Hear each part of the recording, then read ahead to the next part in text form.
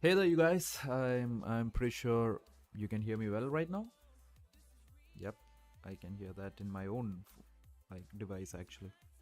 So this is round number 4 of the World Championship, and we are off to a very interesting start, guys. Because Ding Liren is back to the reti.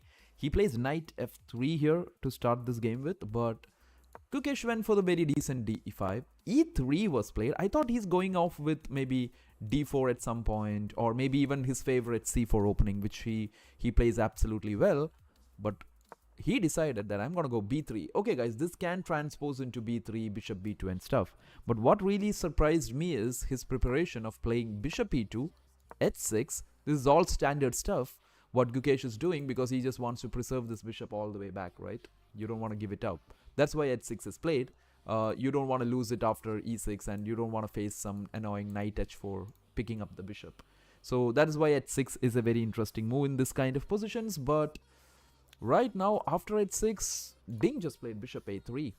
This is a very interesting move. Look at this now. He's like, you want to play e3? No, you can't. Because if you play e3, I just take it. You take it with the king. And this is not that great, if you ask me. It's a bit annoying kind of a situation here. So right now he does need to make a decision. Is it knight d7 coming, followed by c5, block this bishop, then e6, bishop e7 castle? Pretty straightforward, yeah? So, but anyways, let's see what is gonna happen right now.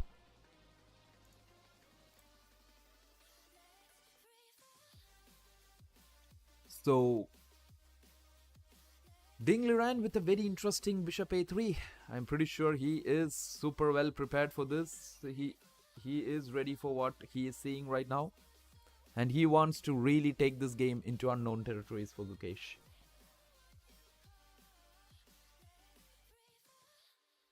So let me put this thing out first. Like I will be back soon here, okay?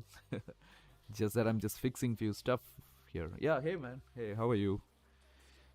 Uh So, game 4, guys, I don't know what you guys think about this situation, or bishop a3 is definitely a very interesting stuff here. Like, that looks nice, bishop a3.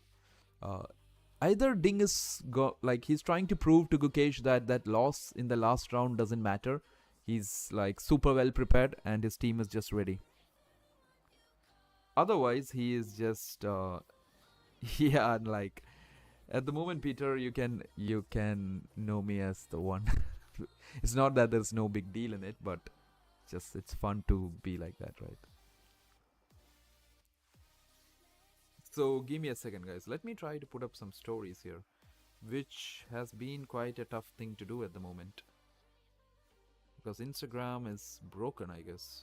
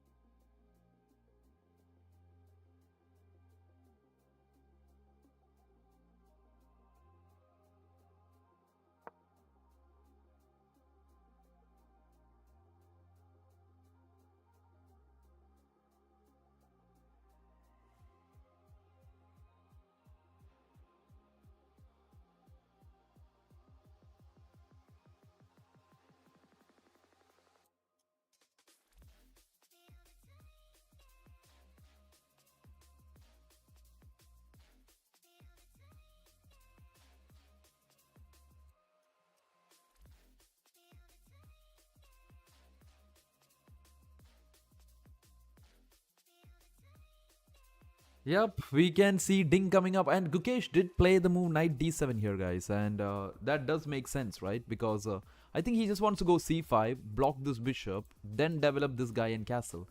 The simple thing that if you're thinking why can't he just play e6 is very easy. I'm sure you guys know that, but just to make sure, yeah. Uh, so I've been having a tough day today with the Instagram stuff. But yeah, the simple thing here is that, guys, if he goes for e6 directly, bishop takes bishop, and your castling is just a bit broken. Uh, how do you get it? Like, you have to maybe walk yourself out or anything else, but it doesn't look that nice, right? You don't want to play chess like that. You want a king to be safe. So Gukesh did go directly knight d7 here. I'm pretty sure what he's Gukesh planning would be something like c5. And if you think Ding is playing some crazy openings, he's not. Oh, you think Gukesh will win again? Maybe, like it's a bit of a chances there, Peter, because I feel Ding is trying to prove something today. Ding is trying to prove that his last round game was nothing. So after playing e4, he comes today with this system of knight f3 3 system, which he is very good at. Ding is a very good expert of this kind of system. So I think he might go c4 here, and then with castling, maybe putting the pawn to d3, knight c3. Again, we will see some very interesting pawn structure games today. And Ding really wants to create something out of this. He doesn't want a very calm looking, what do you say, simple draw out of this game. He wants to push Gukesh to the limits, because that's what Gukesh is doing with the white pieces against Ding, like from the last game. So yeah, let's see. Let's see where this takes us. Oh, my favorite opening. I like the Queen's Gambit. Like, I play the d4. I like Queen's pawn openings.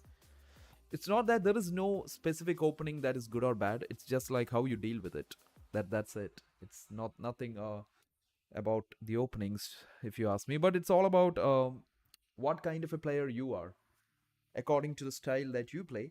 Like, some people are very good attacking chess players. They would love to go one e4 and just smash open the opponent's position, while the others, there are people who love d4.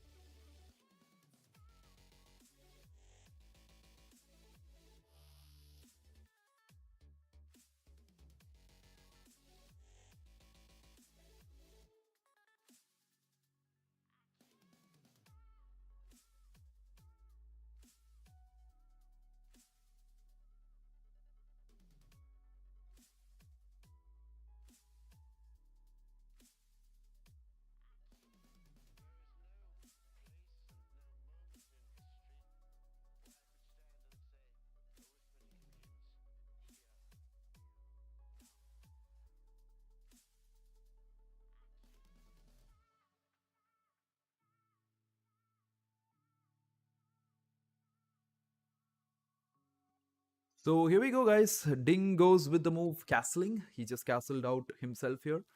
Uh, I think it's a pretty decent choice. Like, you can delay the c4 moves and stuff. It can happen after some time too. But as of now, the position looks pretty much under Ding's control, because he's pretty much prepared for this. Like, easy to understand.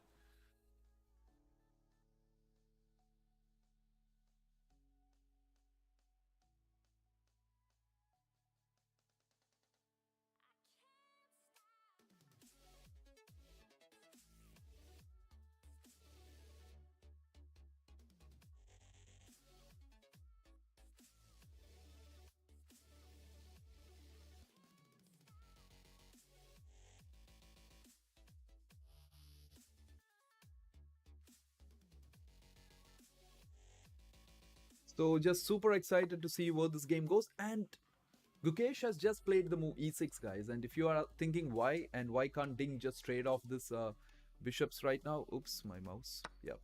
And he immediately takes it because the plan is knight takes f8, I guess. It could be the plan. Knight takes f8. And when after which it's quite interesting to see how Ding would be getting that piece out of there, you know? Like after knight takes f8, what's his plan? Where is this knight going? Is Gukesh actually planning to go back to d7 and then castle? Quite a plan because this was an interesting bishop that Ding had, which is no more there. The bishop is just gone, missing, right? So quite an interesting choice by Ding here. He just wants to take it, and I think Gukesh immediately takes it back with the knight. The position looks quite interesting for both right now. And Ding goes c4. There we go. I think we are gonna see d4 happening here, and this pawn structure on the light squares, maybe even c5 at some point. You know why? Because there you don't have a dark square bishop stuck inside. So this actually works well for Gukesh.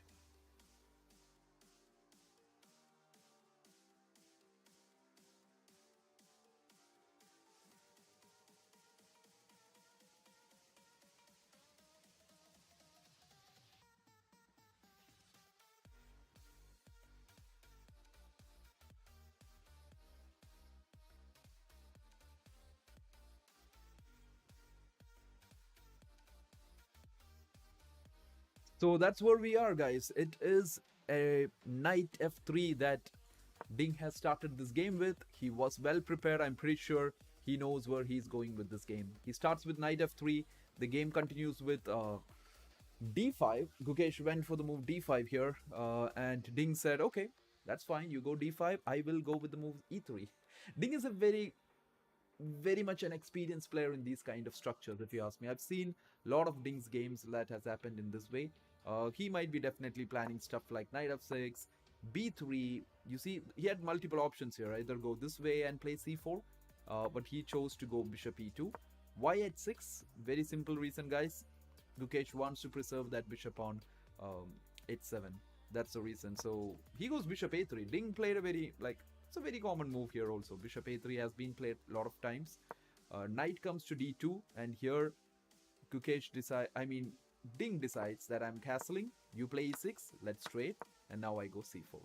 His plan could be d4, guys, because he might not be planning to put the pawns on the light squares, because that is the color of the bishop he has. So doesn't make that much sense, right? That structure. I think it could be d3. I've seen games with d3 which stops the knights from coming to e4 and stuff, but most probably the chance that it could be d4 here. We could be seeing a d4 coming up very soon. That could be what Ding is thinking about. The knight immediately comes back, because if you guys are looking at this, knight had no good options. Like going to g6 doesn't make a lot of sense here. Knight g6 here, because this bishop looks a bit odd here. Like for example, knight d4, and white manages to get that bishop. You don't want to give that bishop so early in the game, do you? So even in his worst phase, you can't you can't count Ding out.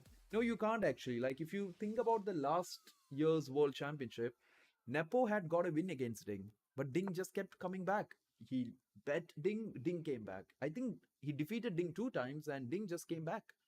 So it's very hard to understand Ding as a person. He's a very soft guy when you see him in the interviews and other stuff. But I think his chess is what is like, it's like everything for him, I guess. Yeah. So just adjusting my chair here, like I feel sitting so low. Okay, that's better.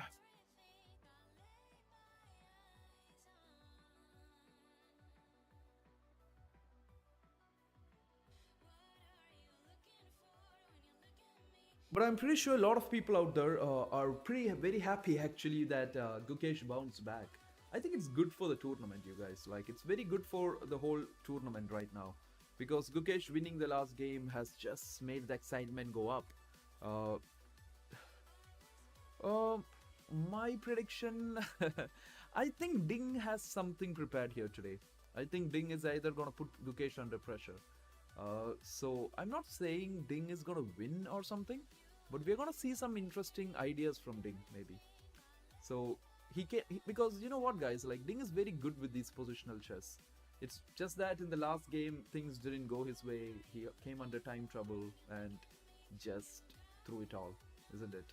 But other than that, if you ask me, Ding Liren, he's a very interesting player. Like, I like the style of Ding he was. Like, back in 2018-17 time, right? He was just so good at that 2800 mark. He was like, he was ranked world number 2 at that point, and he was seriously beating Magnus in some of the tournaments too. So Ding was a very clear opponent for the World Championship. The only thing is that after winning it, he just lost his way a bit, but he's still the world champion, guys. You just can't say anything against that, can you? So, but yeah, I think what I feel is Ding just wants to really put some pressure on Gukesh today. I don't have a clear favorite here. I just want to see some exciting chess. That's all. I'm just interested to see how Ding is planning to play this position, because this bishop on f5, it's a very good piece for Gukesh. It's just gonna stay here. So the thing about if you go d4 is that this bishop on this diagonal is good for Gukesh. Maybe Ding will plan on trading it later on by going bishop to d3. I think d4 is something Ding is really thinking about. Or there might be other structural ideas, like he can take it and make Gukesh to take back and then go something exciting like knight c3 here. Because there's a lot of ideas here, guys, like b4, a4, some plans of pushing on the queen side, deciding whether you have to play d3 or d4. There is some very minute but very important options for Ding to decide here. This position might look like, okay, there's nothing, you just develop the knight, you put the next pawn out and stuff like that, but that's not how this works. Some very, very crucial decisions for the world champion to make. Oh, Mahesh, you think Gukesh is gonna win again? Yeah, actually the support for Gukesh is like immense, guys. Like it's so big. I feel the whole world is behind Gukesh right now, which is good for chess. Like someone as young as Gukesh, 18 years old, winning the world championship, it's a great thing. But isn't it, like, I'm just thinking from the other point of view too. There is a huge amount of people back in China. We never know. We don't know until there's someone from China here. We don't know whether there's how much of a support does Ding have there.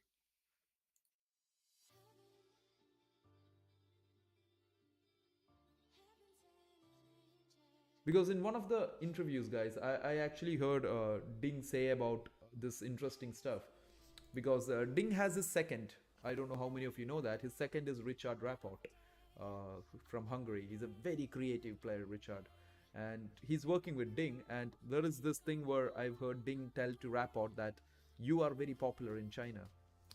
So Richard is actually Ding's second. And if he's so popular in China, how popular is Ding in China? Right? So you never know. Like there is support from all over the world for Ding too. It's an interesting like fan fight that's happening at the moment. A lot of people out there wants Gukesh to win. A lot of them wants Ding to win, but yeah.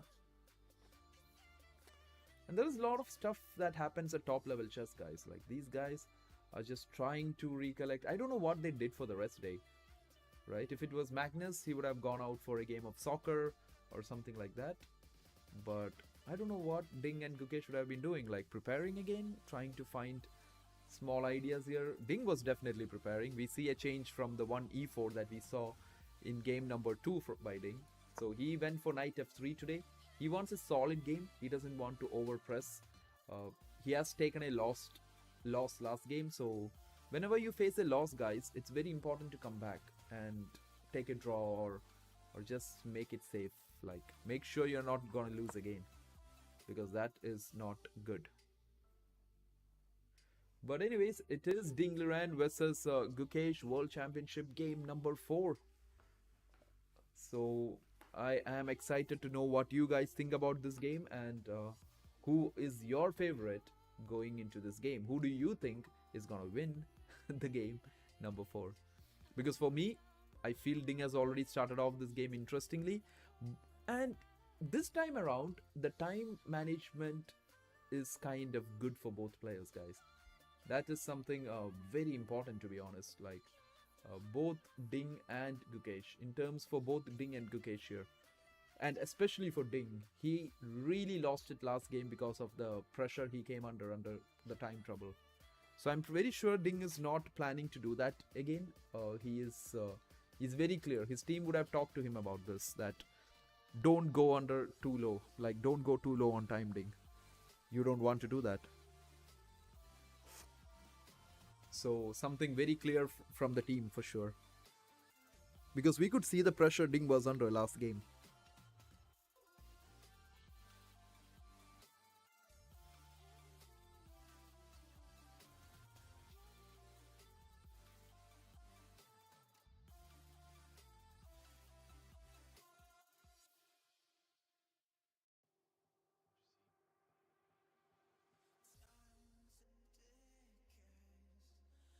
Because keeping aside how strong a player you are, guys, like when you're under time trouble in chess, it's very hard.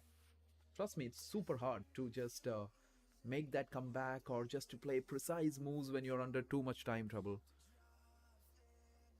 What is a fun fact on the board? I would love to notice that. What is that? Yeah. You mean on the real board or on our board?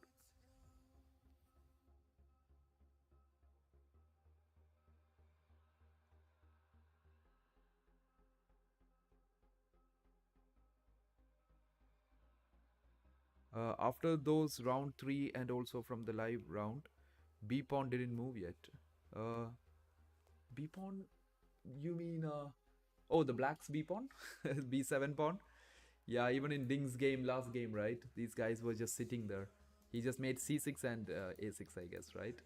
Poor B pawn for the black pieces. But I think in this game it could move Peter, because I don't know what structure is Gukesh trying or thinking about, but he's definitely thinking of C5 at some point. C5 is a move black will play here because he just needs to gain more control of the center, right?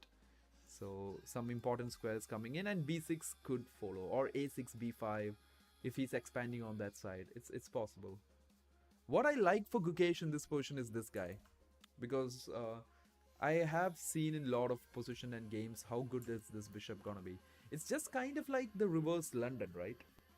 If you flip the board, guys, let's flip it. You see this from this side of the board. If you look at it, if your opponent just plays c3 here, isn't it just the London? It is the reverse London system, right? And this bishop has to, like, h3 is a very common move in the reverse London. You put the bishop all the way back to h2. You don't want to give it. So right now, if you think about this, looks like a reverse London system for Gukesh. There's a lot of fans for the London system. They could be very happy with it. Yeah. So I think this is a very strong piece for Gukesh. Like, this bishop is very interesting. It will be preserved. But still very excited to see how Ding plans this game. What is his ideas, positional ideas here? Something we all can learn from, or like something that will benefit all the spectators and everybody, how Ding takes this game ahead.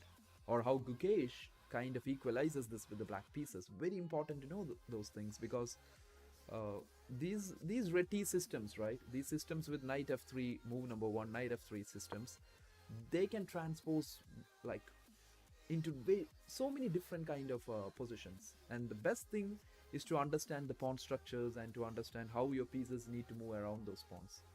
And I think that is what we are seeing right now. So I'm super excited to see the structure of this position and how Ding and both Gukesh will yeah, how both of them will do this, right? Yeah, it's a reverse London, isn't it? The London system is it's an interesting thing, but we have to see how Ding decides to go ahead with this. Is he planning to take c takes d5? This could be a big option for Ding. And if Gukesh takes it back, like, you know what, there's a very interesting move here, guys. b4. You might think like, what move is that? You just played b3 long time ago. Why are you playing b4? It's just that it gives you some interesting squares after d4, because after d4, c5 becomes like super strong, even though you're giving up c4 here. Or you don't even maybe need d4. You can even go a4, knight c3 and just expand on this queen side. Gain some good space here. Isn't it? and just stop him from playing c6 maybe. Because if he doesn't, d5 can be a target with queen b3, knight on c3, and if he does still play c6, you take, and the c6 pawn after d4 would be a big weakness. Some positional stuff here, but I'm pretty sure Ding knows it much better than all of us here. Ding is like, I got this. Even though I'm spending more time today too, I got this because we are both on equal time control, right? I'm really excited to see how Ding manages his time today, with all the hard stuff or like all the time trouble that he has had in the last few rounds. I'm super excited to see how Ding Liren comes today with his time control.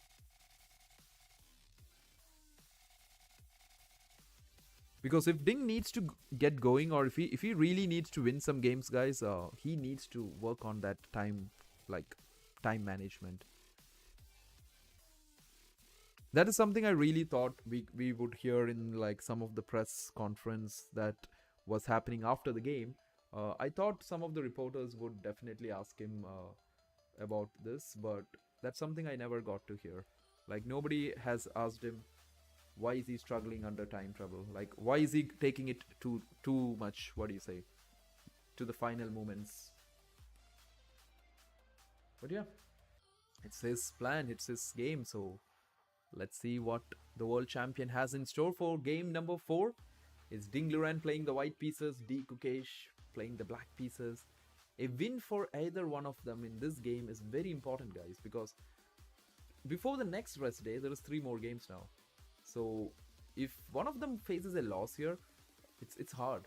Like you have to come back again and then fight it out again tomorrow. So this next 3 games is very crucial. Whoever scores the point in this half of the game. So today, Saturday and Sunday, 3 games, super important. Yeah, the structure, isn't it? So basically, guys, if Gukesh, for example, let's imagine he goes for c6 at some point. Let's say Ding plays d3 just to make a move, and Gukesh plays c6. So this is the pyramid structure. You see this one? Like, just like a pyramid. And this is the pyramid structure is very popular when it comes to the London system. And your bishop is out of the structure. See guys, this is some simple positional tips. Maybe if your bishop is inside here, it's just a bad bishop. You don't want to be inside the pawn structures, right? You want to be outside it. So this is a good bishop for Gukesh here. Very nice bishop. But of course, there is what Ding might be trying to utilize here, guys, is the weaknesses on the dark squares here. You see the dark squares of like black's position, right? It's quite weak because you're missing your dark square bishop. It's being traded. Ding just traded it off. He's like, it's no more. So he will try to, like, what do you say, get control of those dark squares. That might be something Ding is thinking about. That is why a move like b4, so here, takes, and b4 is interesting because it's a play for the dark squares. Like these dark squares on the board seems something that Ding Liren would be very interested. The world champion might be interested about. So he is recollecting what he has prepared. But Ding just takes time very early in the game actually. He's on move number 8. I'm pretty sure he knows this position very well. And he knows where this has to be going. So yeah, that is what is happening in game number 4. It is the world champion Ding Liren playing a Reti opening. And he just wants to get that point out of Gukesh today. So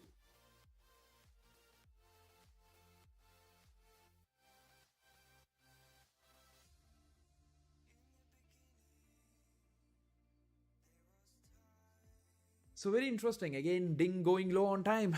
I mean, not too low, guys. Like, it's just 137. But whenever Ding is going lower than Gukesh on the time, like on the clock, it's really bothering. It has to be really frustrating for his team too. Because they know Ding is struggling when he's going very low on time. Maybe he's just recollecting ideas. Ding really wants to push this game because he feels this is a very, very important game for him.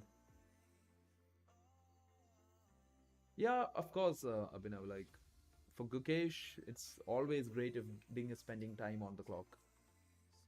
But I just feel Ding is just trying to find what is the correct continuations here. What kind of moves does he want to play? Does he want to go for c takes d5?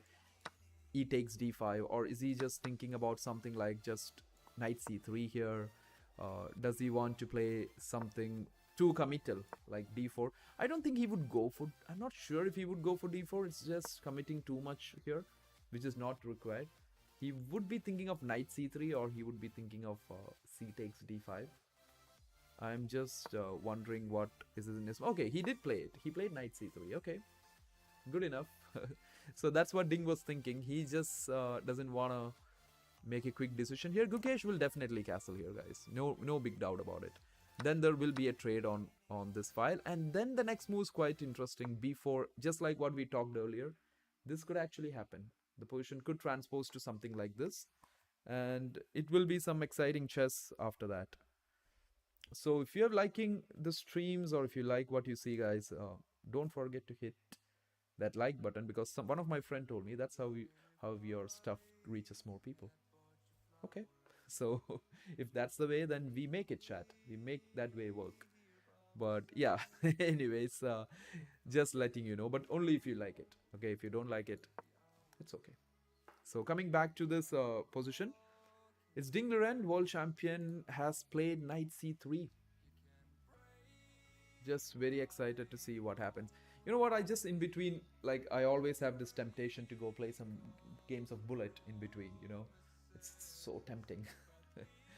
But that's not what we are here for. But maybe we should do that one day, guys. Like, we should just have a game sessions and just play some fun blitz, rapid. Not rapid. Rapid is a bit too much for a stream. I think some blitz and some bullet, maybe. It would be fun. But yeah, knight c3, guys. If you're thinking what is the plan is definitely to take on d5. Gukesh would also be planning to castle here. The interesting thing here is that Gukesh might be very well prepared for Ding in this variation, because Ding is a specialist in this knight f3 systems. So Gukesh and his team would have definitely looked at what Ding would play here, and they would have also predicted that Ding might come with knight f3 today, because after a loss in the last round, you don't want to come out with e4 again and have some bad, like, go for an attacking game and just have something not working your way, right? So that is where we are at right now, and it is Ding Liren versus Gukesh. It is game number 4, or round 4. So let me just adjust this text, guys.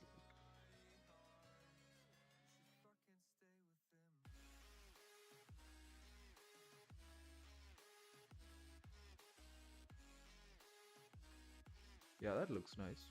Yeah.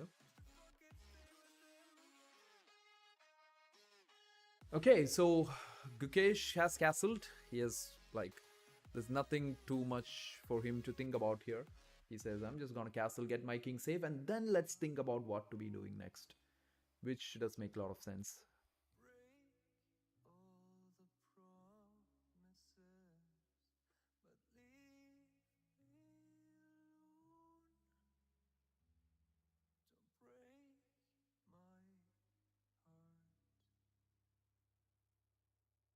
So yeah, let's see what Ding Liren has prepared for himself here. So he's at 135, Gukesh is 138 on the clock.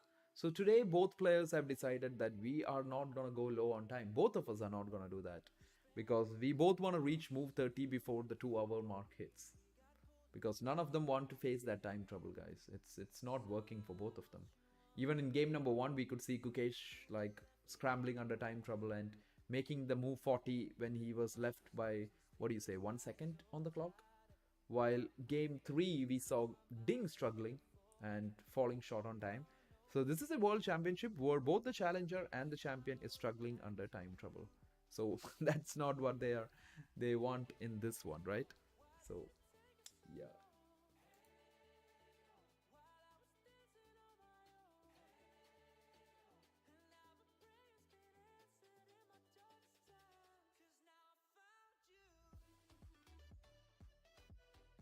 So if you guys have any questions for me, like if you want to ask me anything about this position or this game or whatever, feel free to ask me.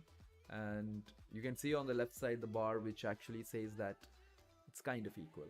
At the moment it's equal. I'm just looking if Ding is gonna push today, or is he just gonna keep it safe? Is he okay with shaking hands for a draw, or is he gonna push Gukesh to the wall with the white pieces?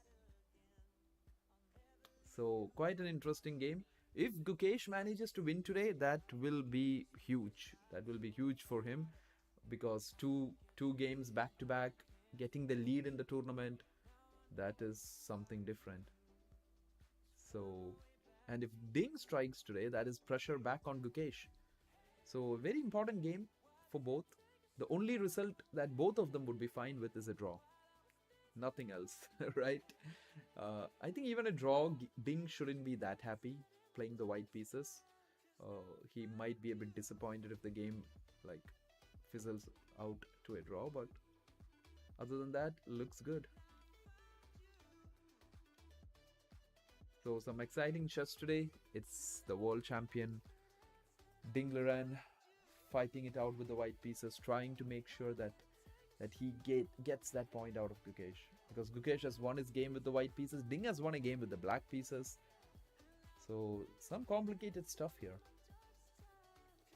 And we can see Ding is really thinking, guys. He wants time. He says, I won't take too much time, but I will take time. Which is good. He just needs to manage his time. That's all. Like, it's not that he can't afford to spend 30 minutes for a move. Or 35 minutes for a move here. That is what's really backfiring for him. But yeah, let's see where this goes. Ding is still having a good thing about this position. So you guys keep watching.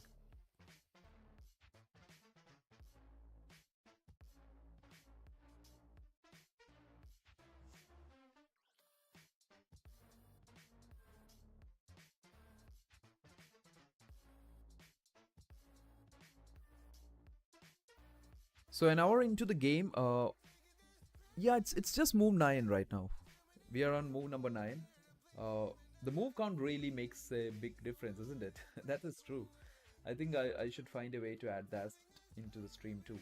Like, where you guys can actually see how many moves have we gone through. Because that plays a big role here. Maybe somewhere on this top right, you know, like, I think I should add that, maybe. Like, yeah? Yeah, sure, I will do that.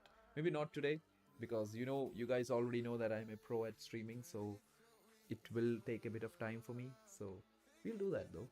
I'm big good at that. We can do that. So Ding goes with c takes d5, guys. That's the move he played, and I think Gukesh, it's a no-brainer for Gukesh. But it's actually not a no-brainer.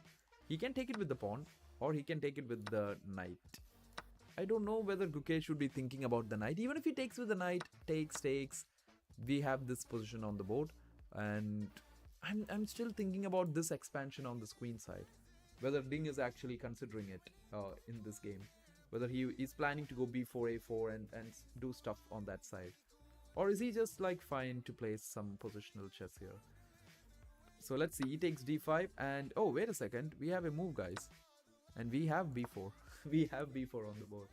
That's a very strong move actually. b4 makes... Yup, I will. Right? So b4 is a very interesting move, guys, because it gives space to the queen to come out here too. Because if you look before b4, the queen was just struggling. You can't go here. You could have gone this way, but b4 is much better. You see, he can plan to go queen b3 here. He goes c6, quite interesting. I'm pretty sure we will see queen b3 very soon with a4 and b5. It's kind of like a minority attack. It's called a minority attack on that side. But it usually happens with rook b1, b4, b5. So the plan of the minority attack, guys, is basically to take here on c6 and create this weakness on c6. And then maybe you hit with the move d4. Why d4 is because then you make c6 a permanent weakness. And then you try to hang on to that weakness and create problems there.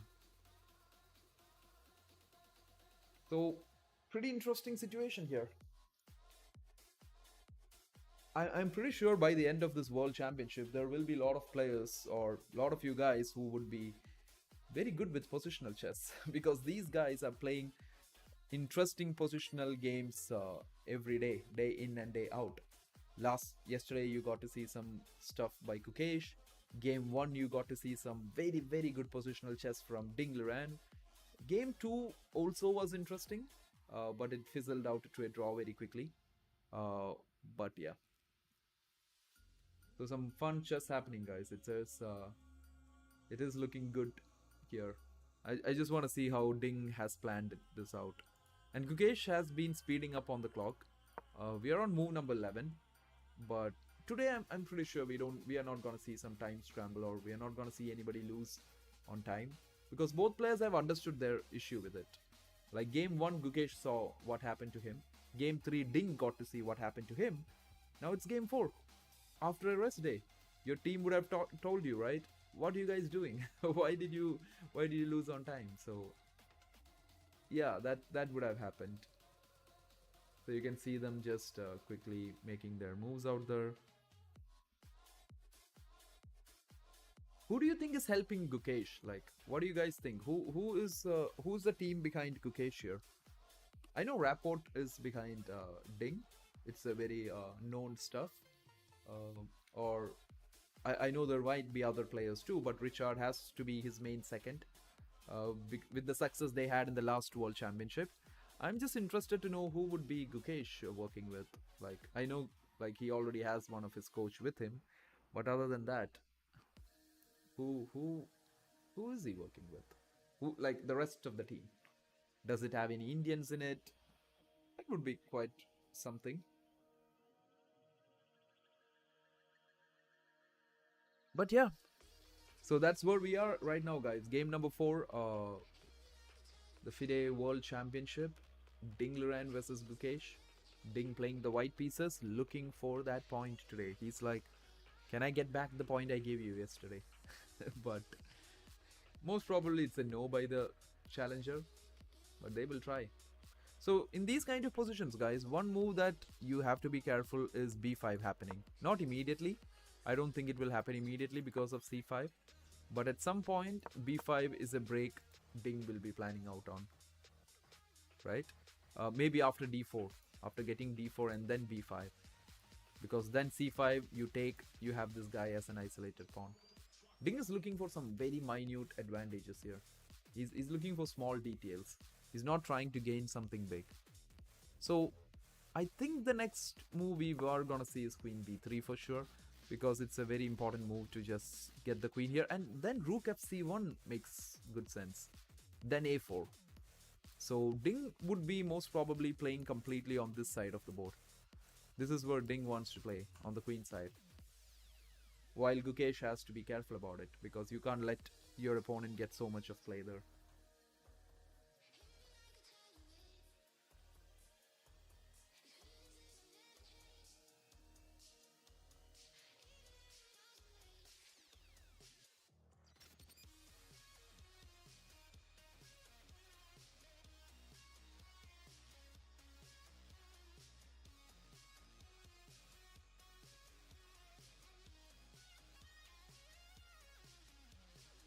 And today for you guys, I will be keep updating the move count. Okay, so we are on move number 11 right now, and it is Ding Liren, and he is trying to make play here. So the plan is definitely queen b3 here, guys, with the idea to come rook fc1 maybe. I think that is quite an interesting plan, and then try for ideas like a4 b5 and expand and create a weakness on this structure. That has to be what Ding is thinking. If not, we'll see what he's thinking.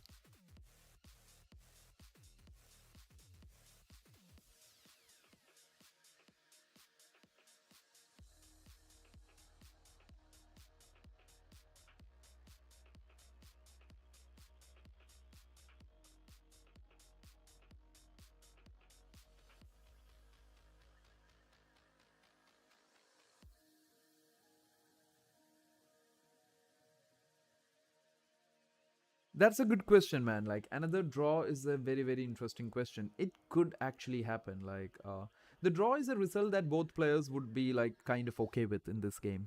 They would be like, okay, draw, yeah, maybe, right? But it's not that they want a draw here. That's not something they would be looking for.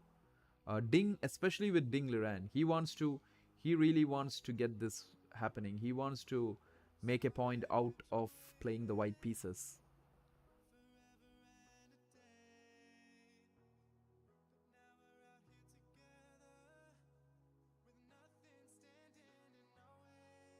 I think Gukesh would be happy with the draw. I think Gukesh would be someone who would be okay with the draw here. Uh, the reason is again very simple, is because he's playing the black pieces, and the draw doesn't hurt him. It doesn't hurt him at all.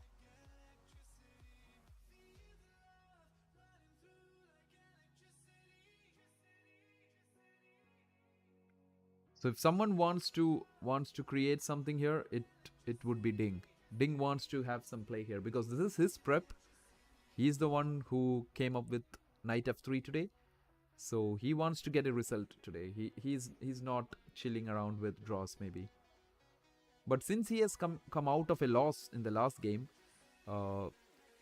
he would also want to just, what do you say, just consolidate the whole game, and just a draw would also be okay for him. In that terms, if you ask me.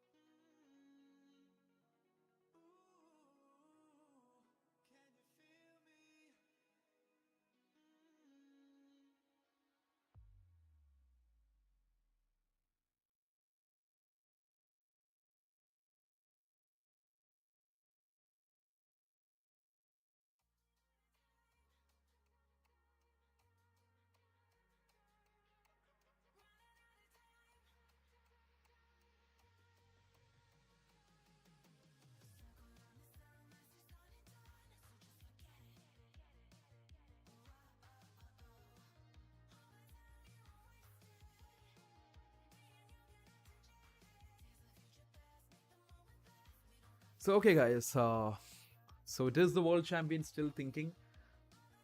Ding is down to what? He's down to 1 hour 21 minutes, and slowly but steadily, Ding is managing to be back low on time, which is not good. And he goes knight d4 here.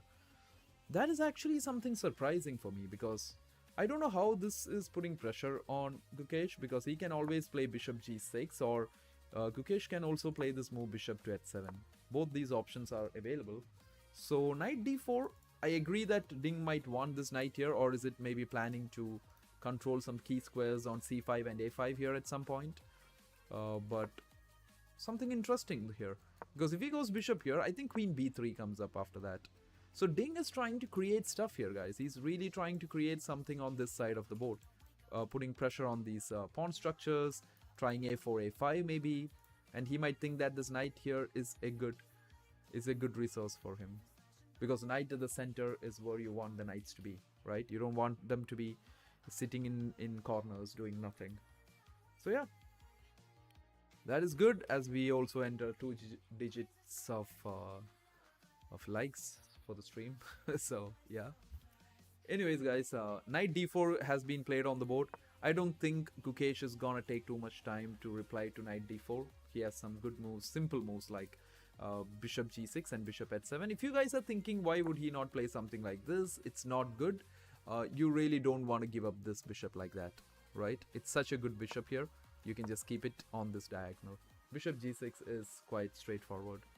Why not maybe h7 is because g6 is a bit more flexible, like, you see that. But h7, you're sitting on this diagonal. So knight d4, very interesting decision by Ding Liren here. I'm very excited to see what the world champion is thinking. What is his plan and how is he planning to progress from here? Because he needs to create some play here. So some fun position here. I think for Gukesh, it is very easy to make this move. I think he's gonna go bishop g6 very quickly. I think he's just recollecting, or he is just considering between bishop g6 and bishop h7. He's just considering which out of the two looks good for me. And I think definitely bishop g6 here. It's not something very hard for Gukesh to come up with. So yeah, I see people supporting Ding here. I can also see a lot of you guys who wants Gukesh to win. But let's see where we got this. But as of now, things are looking very equal until one of these players breaks out. So that's the thing about these positional games, guys. Yeah, this pawn, right? Poor guy. I think he has not even moved in round 2 also. Isn't it? In round 2 also this pawn was here. Round 1? Has that pawn moved in round 1? No? Is that a no? So yeah, I think in all the 4 rounds that pawn on the b7 square has not moved. In the French, has it moved from b7? No. I don't remember it moving. So this pawn on b7, guys, it's a very interesting... Yeah, right? It's a very interesting point to note that we have a pawn on b7. This guy has not got to move in all the 3 games. This pawn has not moved. But yeah, it's just a fun thing. Like, it's not something planned or something. It's just that they never had to move it. Even in this game, guys, I'm not very sure if it would move in this game too. But somewhere if Ding plans to play b5 and take it, then some kind of issues for this guy. Yeah, he's really chilling. He's like getting that best seat in the house, right? You have seen people go for these games and oh, Gukesh went all the way back.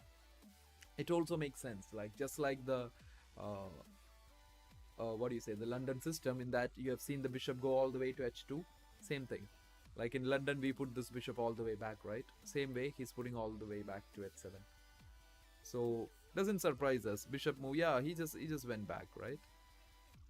So I'm just interested to see. Yeah, Ding just played queen b3, guys. This was coming anyways, because if Ding is trying something, it has to be on this side, a4, b5 and stuff like that. And Gukesh needs to do things in the center, or just go knight e4, knight f6. This is an interesting move for Gukesh. And I'm pretty sure Ding will go with rook f to c1. Oops. Like, I think immediately that's a blunder because you lose this pawn, right? My bad. So maybe you have to go d1 first, and then maybe later on c1. So, do you think this is a possibility? Can we just attack Ding? No, right?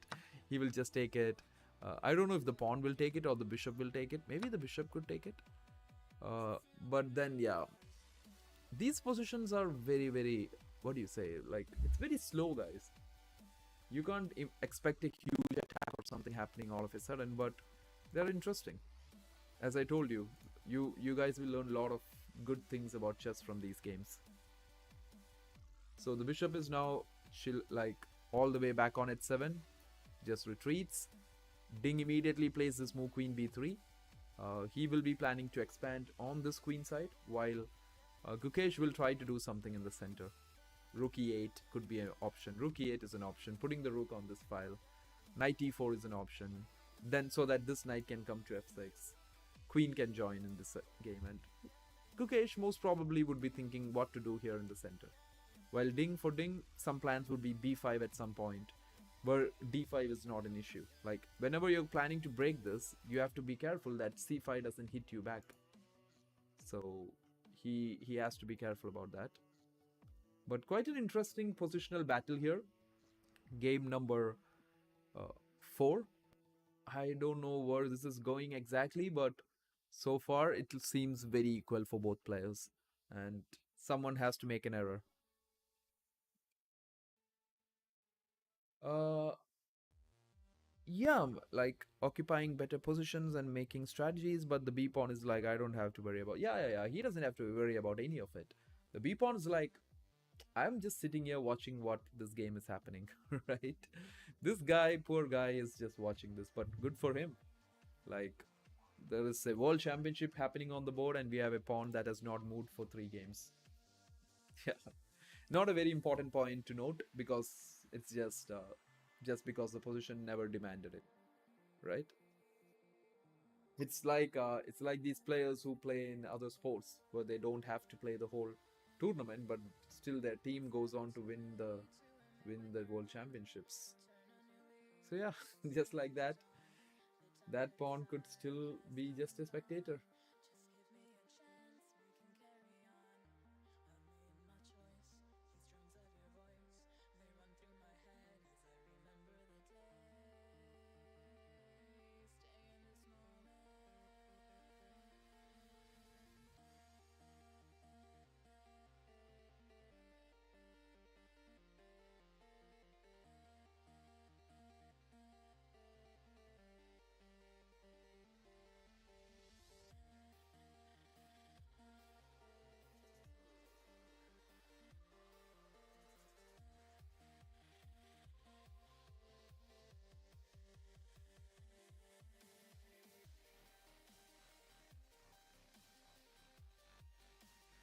So both players look super focused. Queen b3, Gukesh just wants to find his way out. But one thing that is looking interesting for today, guys, is Ding managing his time. His time management has been like he has really improved on that.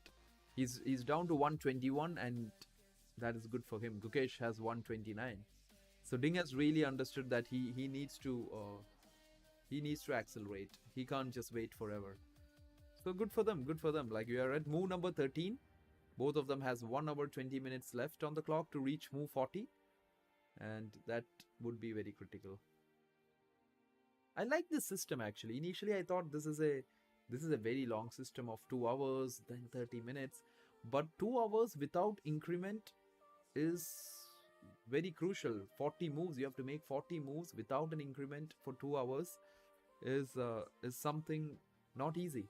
Definitely not easy, because within 40 moves there will be a lot of ups and downs in the games.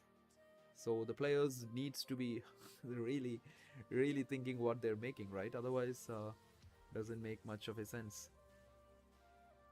But that's what's happening, guys. World Championship game number 4. Ding Liren versus Gukesh. The world champion is playing the white pieces. The challenger is playing black. Uh, Gukesh is really thinking what he's just trying to understand what is the way he needs to go here. Is it rook e8? Does he want to just improve this rook to e8? Could be. Not a bad option at all, right? You're just improving this rook to a very good file, and then maybe plan knight e4 here. Makes a lot of sense. And Ding would maybe go with this one here. As I told you guys, Ding is trying to break Gukesh and his structure. This is the whole point. He wants to break on the structure, create a weakness, and then hold on to it. Ding is good at doing that too, because now you have plans like knight a4, knight c5, which is a very decent plan. And yeah, because if you play knight a4, guys, if you think that okay, I will play b6 and stop you, you don't, because you make c6 really weak. So this knight could come to c5, then b5 break is an option, because after knight a4, at some point b5 could be a break. So Ding has his plans here. It's not like he's just putting his pieces here and there. So after queen b3, that's why Gukesh is taking his time here. He wants to really make sure he makes the best moves in this position. So do let me know if you guys have any questions about the position.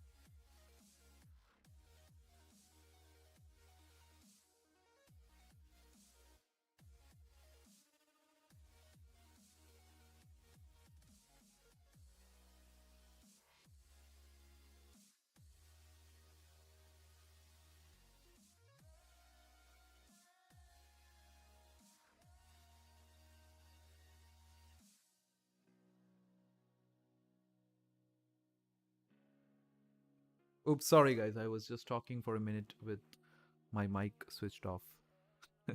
I like that light square bishop on h7. Yeah, I told you, right? It's a very, very good bishop. Just like in the London system, where you have your bishop on h2, this bishop on h7 is very good. Because I've actually played some of my own games. I'm not like comparing what Gukesh is thinking here with what I have played, but I've personally played a lot of games with this bishop here against this structure. Not against exactly this structure. I played against g3, bishop g2 structure with the knight here. But in that also, this bishop on h7 has been great for me. It's just always helped me a lot. So yeah, just I know how good is that guy. He's really good. That is one piece that Gukesh can really trust. The bishop on h7. But at the same time, guys, there's an interesting point you might want to know here. That is how much strong this bishop is. If you see this, what Ding is trying to actually do is that he's trying to make Gukesh feel that since you have got out of the way, right? Since you moved with the bishop away, oops, yeah. Since you moved away with this bishop, what has happened is that this bishop has left the territory, right? He's on the other side. So what Ding is doing is Ding is putting pressure on this side, on these guys, because this bishop is nowhere there to put like some help those structure or anything. Which is interesting. That's the same kind of strategies we use in the London system too. Right? We try to put pressure on the side where the bishop has just left. So that is actually something something interesting here, because when Ding is gonna go for a4, b5, rook c1 and stuff here, this guy is not there. Of course, the bishop is controlling this very important b1 square, but I hope you understand what I'm trying to say here. So maybe the bishop not being on the queen side can also be something Ding is working on. So I can see like Gukesh has really spent time here, because he needs to clearly have a plan. Like, how is he going to go ahead here with? Is he going to go rook e8, take this file, just play knight e4 after that? Is he going to play in the center? Or is he going to just immediately put pressure back here? I don't know if a5 and stuff is like a good move here, or just like, for example, you try to break b2, right? I don't know. Ding might not play b5. That doesn't make sense. Something like a3 here. Just take it some point.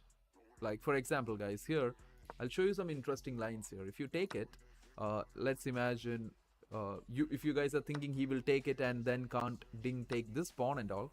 That's not how things work here. These guys have prepared knight c5 here. And then support this pawn, attack this queen, and then take it. That's how things work, right? You should always look out for these in-between moves. Not always like he just gave a pawn and now he's gonna take it back.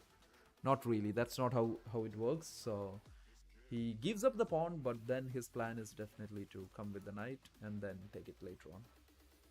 So yeah, so I think a5 is an option, I think, right? a5 is an interesting move here, trying to challenge this b4 pawn immediately and open up this rook file.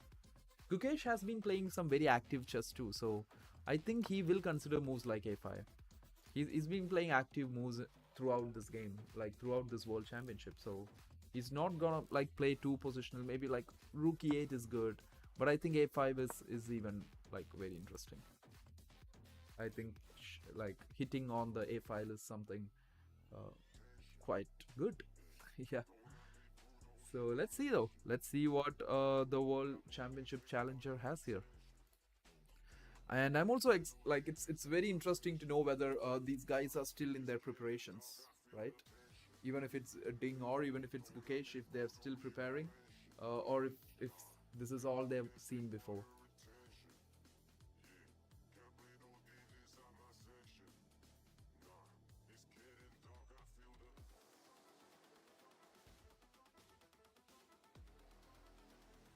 So this is the World Championship, guys. Round 4 of the World Championship. It is Ding Liren versus Gukesh.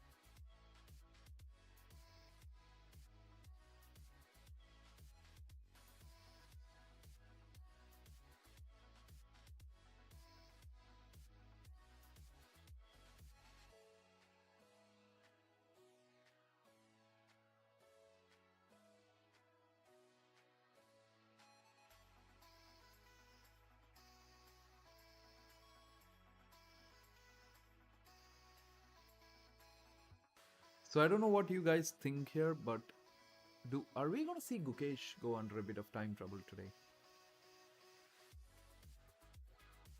It's definitely something possible. He's taking his time for this move, and makes a lot of sense, guys. He's taking his time just so that he has a clear plan how to go ahead from here. You can see that after this move, right? After the next move Gukesh makes, he will be playing some very quick chess. He'll be playing some fast chess because he's taking time here to make sure he knows the path where he is going here. It could be rook e8, it could be knight e4, it could be a5. So there are multiple options here for him. But we have to wait and see out of this 3 candidate moves, which one is he going to choose, which is very important for him. And a very interesting bishop on this h7 square. Gukesh has got a very decent position here, out playing the black pieces. He should be happy with what he has gained out of the opening. And coming after a win of game 3, he's up in confidence, and yeah, everything looking good for the challenger. And Ding is trying to create something out of this position. I don't think Ding is gonna crack at all in this whole stuff, but yeah, he has had experience playing the World Championship situation, right? Last year, like the previous time, it was very hard for him. He was saying that he was feeling very nervous, he was feeling the pressure, and this time around he feels much more comfortable. He has also mentioned that he feels so much peaceful. Ding is a very nice guy. He's just happy with this, and he's got his whole family with him here at Singapore. Very easy to travel from China to Singapore, right?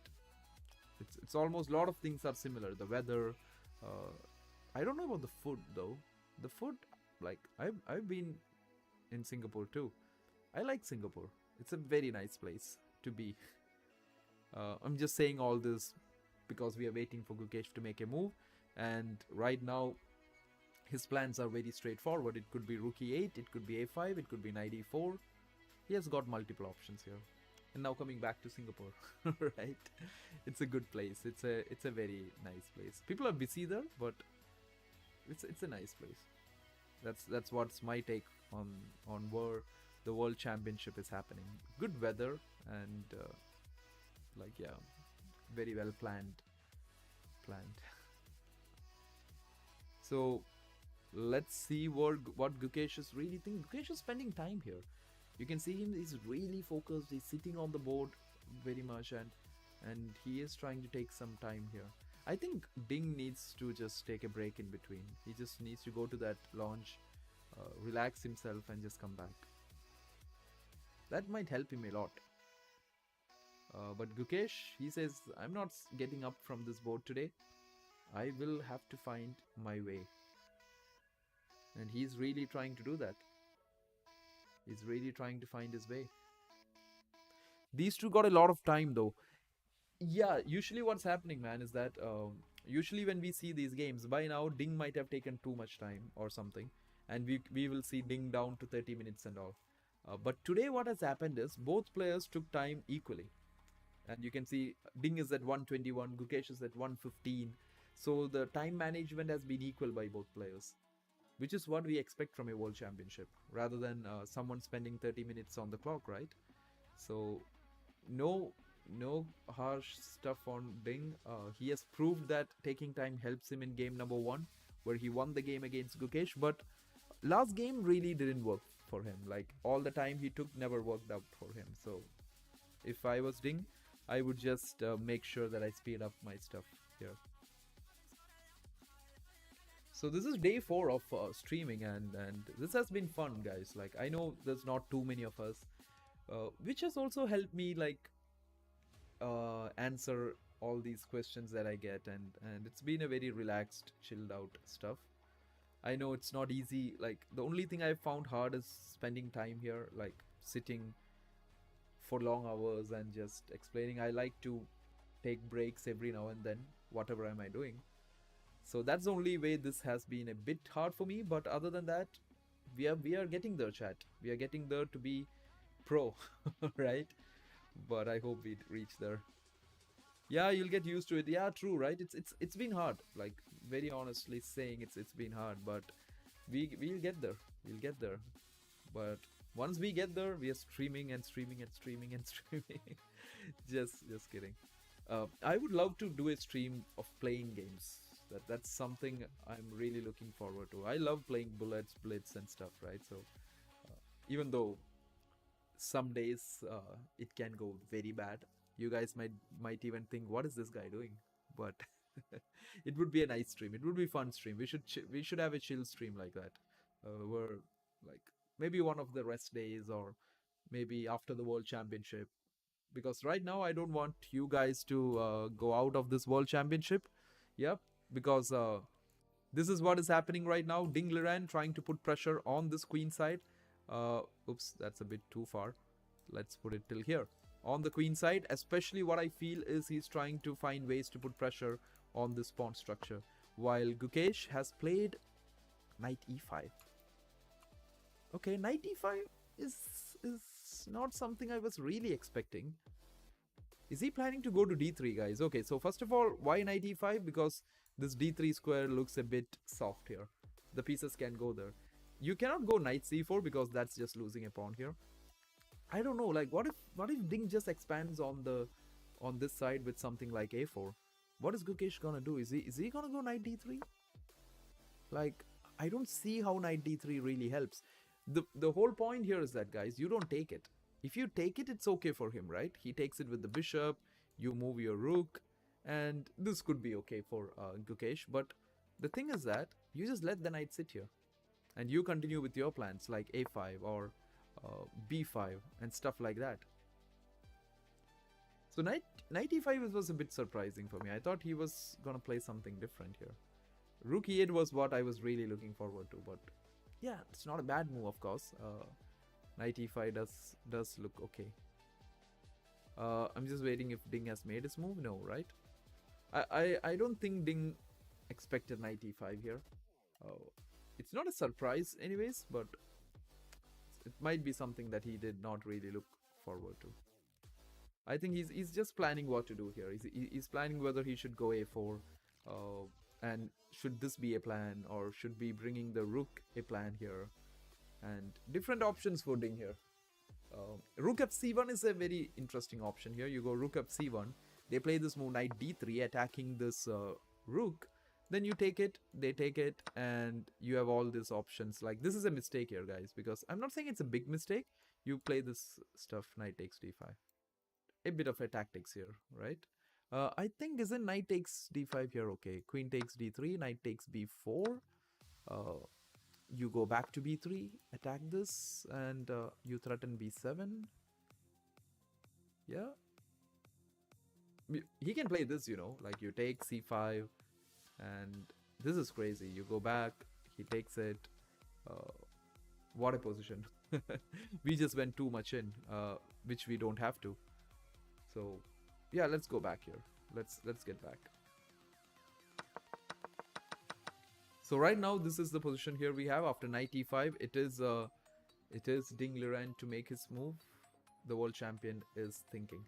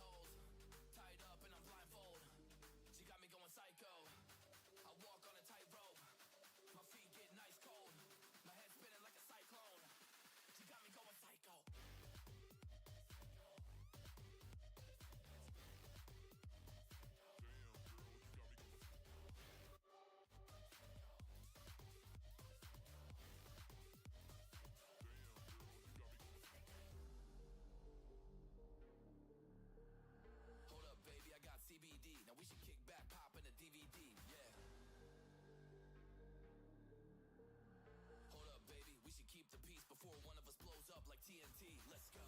I guess I'm crazy too, not right in my mind, but I play it cool. A lot of emotions I convey are cool, and my toxic traits are like deja vu. Ooh, that's the way I do, I'm a hot mess. Face the truth, I don't mean everything I say to you, but I know that I got you going crazy too. Damn, cruise on the high road, dodging the potholes, tied up and I'm blindfold.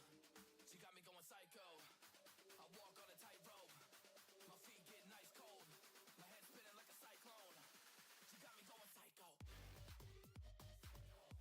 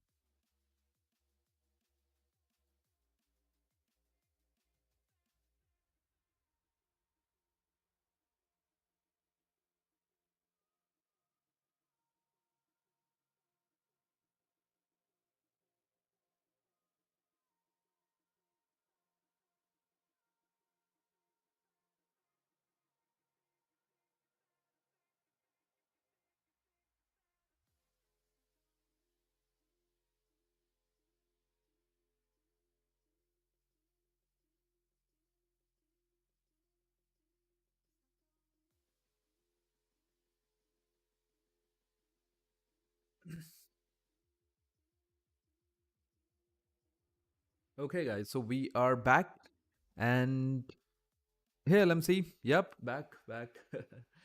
And I was just chilling here. I was just looking at all the other stuff happening around this game.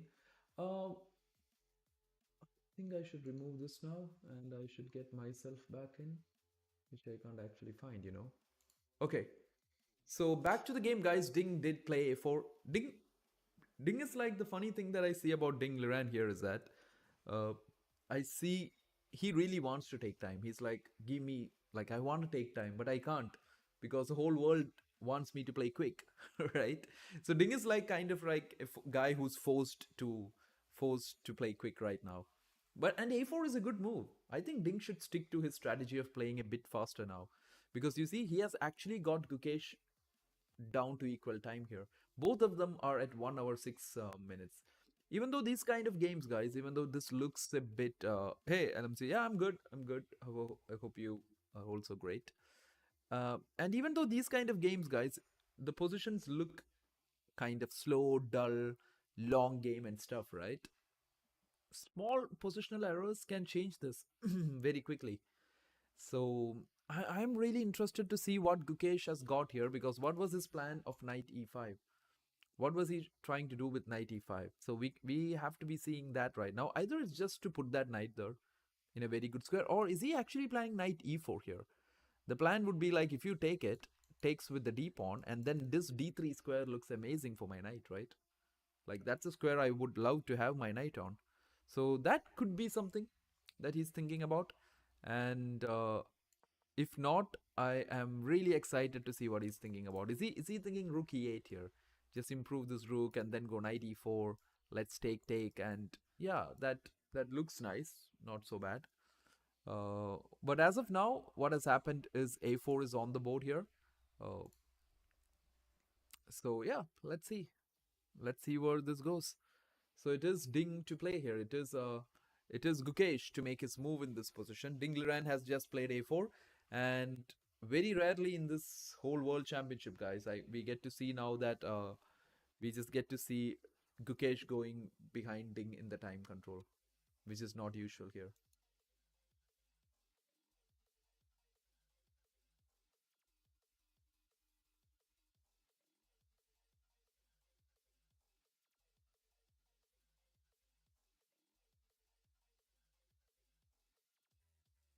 Some interesting chess by both players here. Both of them have to find a plan. Where is this game going? Even for us, like even though a lot of below par movements, you see, um, can c5 become an outpost for Ding's knight? At some point, LMC, like knight b3, knight c5 is an option, but it can't be called an outpost, because the problem is that whenever there's a pawn there to kick you out, when that's possible, it can't be an outpost, right? But the whole point is c5 is a square. Yeah, of course c5 is a square Ding might be thinking about. I don't know how is he planning to go there though, or is he just planning a5 here? Is he just trying to cram the position with a5? For example, let's make a very random move, rook e8. I'm not saying it's a random move, it is a move, right? So let's make something like that. Okay, Gukesh has made a move. Gukesh said, no need to think about random moves, I've got a move for you, and that is rook c8. Gukesh is playing some very accurate chess here. I don't know if he's planning, what would be he trying to do here? Is he like c5 at some point? Because maybe he sees c5 needs to happen at some point. That is why he's just improving his rook to c8 here, just making sure when needed this file becomes good for him. Or yeah, I think what Ding might be thinking here, one of a very common move to think here is rook f c1, guys. Get this rook to this file, because as I told you, the whole game is happening on this side of the board. This is where the whole stuff is happening. So of course something that can be played in this position, rook f c1 is possible. This very good looking bishop is controlling the b1 square. So if you ask me, you can't immediately play b5 here, which is a mistake, because your opponent gets c5. Then these guys are not breaking through here. 2 versus 2, there is no way you can make a big change in the structure. So what Ding is looking for is that he's just waiting for his time. He's not in a hurry to play b5 or anything like that. Uh, a5 could be an option that he's thinking about, because next move is very simple, a6, break the structure. right? So maybe Gukesh plays a6, but then this knight comes to a4. Just like what one of you guys were asking right now. So this knight can actually be going to c5 after that. Then b7 becomes a big weakness. So I think Ding might actually really consider a5 here. a5 is a good thing to consider because it's something Gukesh needs to think about, the move a5. Because is Ding actually gonna play a6? But if he even plays, for example, guys, let's imagine they play rook e8 or something. You can't really play a6 so much because b5 can happen. There's nothing much here, but this knight is jumping to c4 after that, which actually turns this game a bit towards Gukesh. Like it helps Gukesh get an amazing knight on c4. Lot of small details here, even though it's not like an attacking chess happening in the, what do you say, in a lot of other games, but lot of interesting details, very minute details. But let's see what Ding actually comes here with. a5 would be very exciting. a5 is a very interesting idea, or just to go a6 here, or just to force him to go a6 because you get knight a4, knight c5. This is interesting. a5 is interesting. I even feel one common move here is rook fc1. You're just gonna play the long game here. It's a long game. Ding just wants to hold the position and see what Gukesh comes here up with. Trust me, guys, even though the positions look a bit dull, you might feel there's nothing much happening. One wrong move and this is over. And this is just like weakness after weakness for one of them after that. It could be Ding going back, making a worse move, and Gukesh's pieces just coming in. All this knight e4 stuff, and everything could happen. I think Ding made his move. He goes a5. He goes a5. Yeah.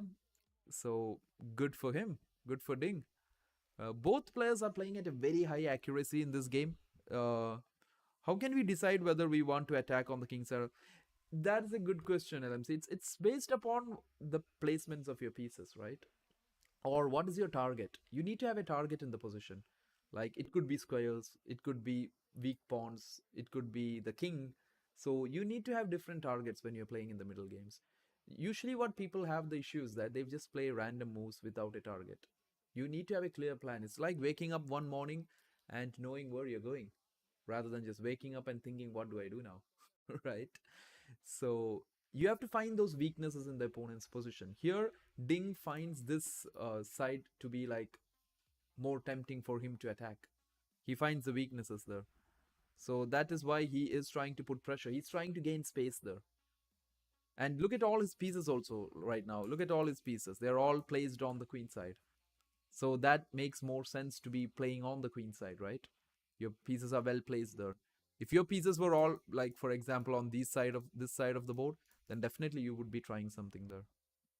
So I think most of the time it's based upon the weaknesses of the position that you decide where you really want to attack. And right now, Ding wants to expand on this queen side. He's giving Gukesh some questions that needs to be answered. He's saying that I'm gonna maybe play a6. If you play a6, I would love that because I can go knight a4, knight c5 and put pressure. I think a6 is something Gukesh is not considering at all. I don't think Gukesh will consider a6. Ding will be considering a6 here. For example, guys, let's imagine a move like knight e4 here coming to the center, or let's imagine a move like rook e8 happening. The moment they play that, a6 is still interesting. Uh, and another interesting idea, since the d pawn has not moved, okay? So you can look at this. Since this pawn has not moved, it's helping e3. f4 is a very common idea here. Okay, you go with the move pawn to f4, and this is something your opponents need to decide, like, what do we deal this with? Because Gukesh has to move this knight somewhere, and the only square is to go back. And the structure is quite interesting here. Like, this whole thing is, this is not a very easy drawish game, guys, because I feel there is still a lot of stuff in this game. I'm really interested to see how does these players take this game ahead. Like, they have to find a way, right? And Ding is trying. Ding has 1 hour, 2 minutes. Gukesh is down to 1 hour. They both played 15 moves. The move count is 15 here. And Rook C8, yeah, that's a good move. Rook C8 is a good move. It is a futuristic move, right? It is kind of a you call it a prophylactic move, futuristic move, you can call it whatever you want, because his plan is very nice. I think, I don't know whether even b5 is an option here. b5 is an option because you can't trade here. He just takes it and then c5 will happen. This c5 break is something you can't let them do. So that is something that could happen here. Otherwise, I think b5 has to be what Gukesh is thinking. He just wants to stop this ding pushing on this side of the board. Uh, I really feel b5. b6 is an option here, maybe. Ta- like challenge the a5 pawn. You're just straightforward challenging it. Uh, so, a lot of interesting options here. Because if you take it, he takes it, and yeah, maybe rook a7. Is that scary? Nah, that's not scary. Because it's not doing anything, is it? It's a great rook on the 7th rank, but still, he just keeps pushing here. And we are in a bit of trouble after that. I like this f4 move in between, though, guys. Like, even here, after anything he plays, I kind of like this is an interesting move, though. Not immediately, maybe, because this knight comes. Oh, knight c4. Bishop takes c4. D takes c4. Queen takes c4. And c5 is chaos for white because of this rook c8 move. Rook c8 is a very, very powerful move by Gukesh. Very strong move. Like, you need to think a lot for that move. And I think that is for what Gukesh spent his time upon. And we see a move here, guys. b6 played. b6 played on the board. a5 was challenged by b6. Good for Gukesh. But now there is one move that looks tempting. One is okay, of course, you can take a takes b6, a takes b6. This is possible. This is the first straightforward move. But there is another move here which seems to be, give me a second, which is like rook, bishop to a6, sorry. Hit the rook. He can go rook c7 here, and then you can go back with the idea of f4, knight d7. This looks fine. Like, this is also kind of okay. I'm very interested to see what Ding plays here. Is he gonna go bishop a6, guys? How many of you think Ding is gonna play bishop a6 here? That's a very interesting move, bishop a6. Hit that rook immediately.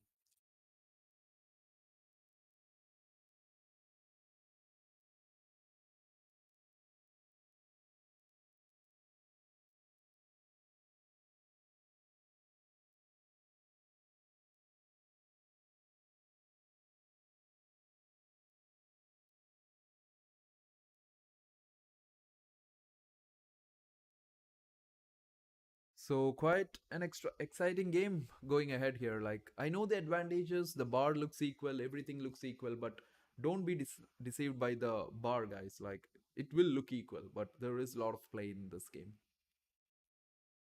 So it is hey Uday, hi. Today seems like a draw, not completely. The positions might, as I told earlier, the position might look very dull or it might look equal, but there is a lot of play in these kind of positions. You just can't count down these positions. They're very, very slow, but one mistake in the pawn structure or one bad pawn move could change this. Of course, I agree with what you guys say. Like, it looks like a very slow looking game, right? We are up to move 15, and both players have 59 minutes each. But yeah, I think there is chances. I think there is still a long way to go before we count this down as a draw. There is stuff both these guys can still play. The match is spiced up with some more pawn moves today. Yeah, that's the thing, right? This whole game, guys, if you ask me, this game is revolving around the pawn structures. Like this pawn structure here versus this guy's, and if Ding plays f4, then this pawn structure. The pieces are just moving around it and just trying to find the perfect moment to strike. This is what I've been saying from game number 2 also. This resemble, like, there is a lot of resemblance to game number 2, that one small mistake and things could change. So, and these are the stuff, guys, from where you learn a lot. Like, if you want to build your chess and if you want to be good at chess yourself, these are the games that you need to have good analysis of. uh yeah, Gukesh has got it well. Like, his pawn structure is good. It's not something to be complaining about. But Ding is also putting pressure on that structure. Ding is trying to put pressure. The world champion, he knows this kind of positions. I've seen a lot of Ding's games where he has played these knight f3 systems and just put people on pressure and grinded out wins here. That's one reason I used to like Ding a lot, like as a player. His positional understanding was is not was is still very high. He is someone you just can't count out on. He's someone who can always turn a game around. But same with Gukesh too. Gukesh, he just saw Gukesh, we saw it in the last game how Gukesh, when given the chance, just pounced upon Ding and just took that point. So both very strong players. Given the chance, they will strike.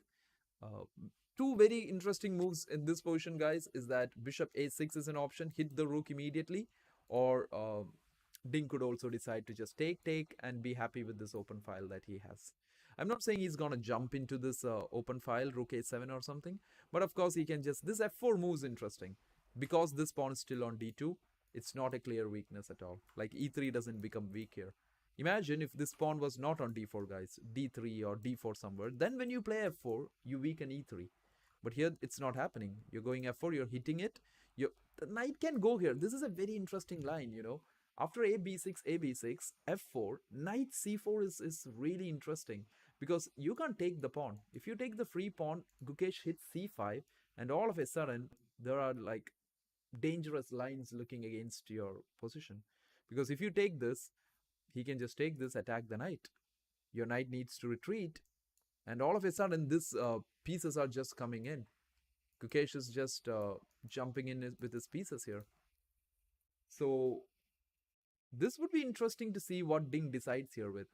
b6 is a very critical point of the game because if Ding is not deciding with bishop a6 and he decides to take and go f4 here, then knight c4 is a very interesting move for Gukesh.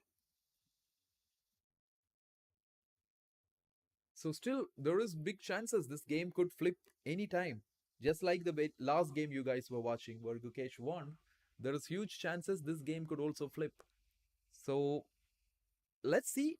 The computers have slowly started, like the bar on the left, you can see, has slowly started to like Ding's position. That is very interesting. They think bishop a6 here is a very good move,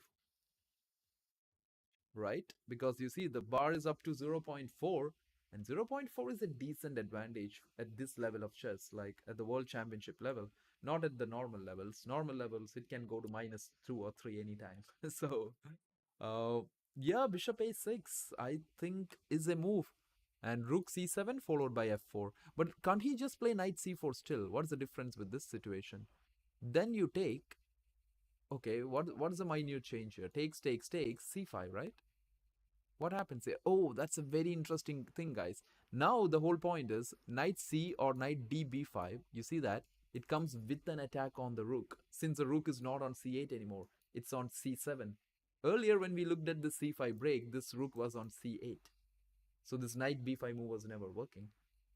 That is very deep. That's so deep here, right? That's a change that bishop a6 is making, rather than just going. So at the same time, if this was takes f4, bishop knight c4 takes. Now c5, you don't have knight b5. You see this because there is no rook on c7. That is what bishop a6 is doing. So if you go back here and if you go bishop a6 first, putting him here, then that makes sense. I think you guys got that right. The difference between bishop a6 and takes f4. The difference between both times when you play f4.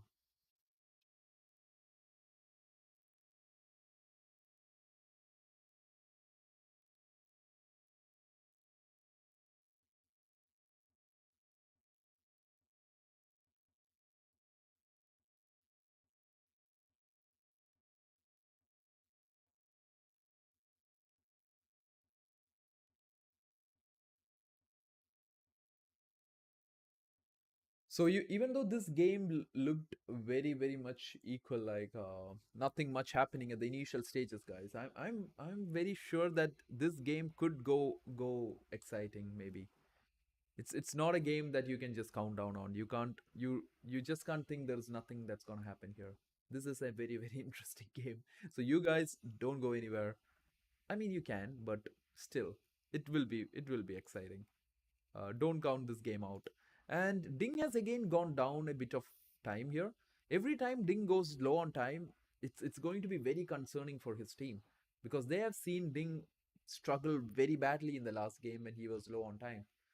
Ding is down, like the number of moves played is 15 right now, and Ding has actually managed to do what? Like, he's down to 53 minutes, while Gukesh has 59 minutes. I think after game number one, his team would have clearly given Gukesh the indication that he's going low on time and he's struggling. And Ding knows that too. One of Gukesh's biggest weakness could be, yeah, exactly. One of Gukesh's biggest weakness, as pointed out by Magnus, also is he's a different guy when it comes to a low time control game. And I agree. If you guys have seen Gukesh play the world, like the Rapid and Blitz championships, the World Rapid Blitz, which is coming next month in New York, uh, he's a different guy there. Like, it's not the same Gukesh that you see in classical chess, even though classical chess means like that is the top of chess. But that is true. So Ding also knows that. Ding knows if he can put Gukesh under time trouble, that can really affect his game. Uh, it's not that Gukesh can't make the best moves or anything. He is one of the best players in the world at the moment. The only thing is that that is the weakness Ding could try. But the fun thing is that Ding is the one who's low on time right now. So the one struggling right now on time is Ding, even though he knows Gukesh that that's his weakness. But nonetheless, fun game here. World Championship on the line. The next move decides where Ding wants to take this game, guys. You see, Ding is taking, yeah, Ding is taking a lot of time. That is actually concerning. But lucky for Ding, this time around, Gukesh has also taken a bit of time. Last game was horrible. Ding was down more than an hour. He just couldn't make that comeback. And after you go below 10 minutes, guys, it's a different ball game. You feel you can do it, but it's hard. Time in chess is very, very important. You need to manage it well, because if you don't, it will like backfire.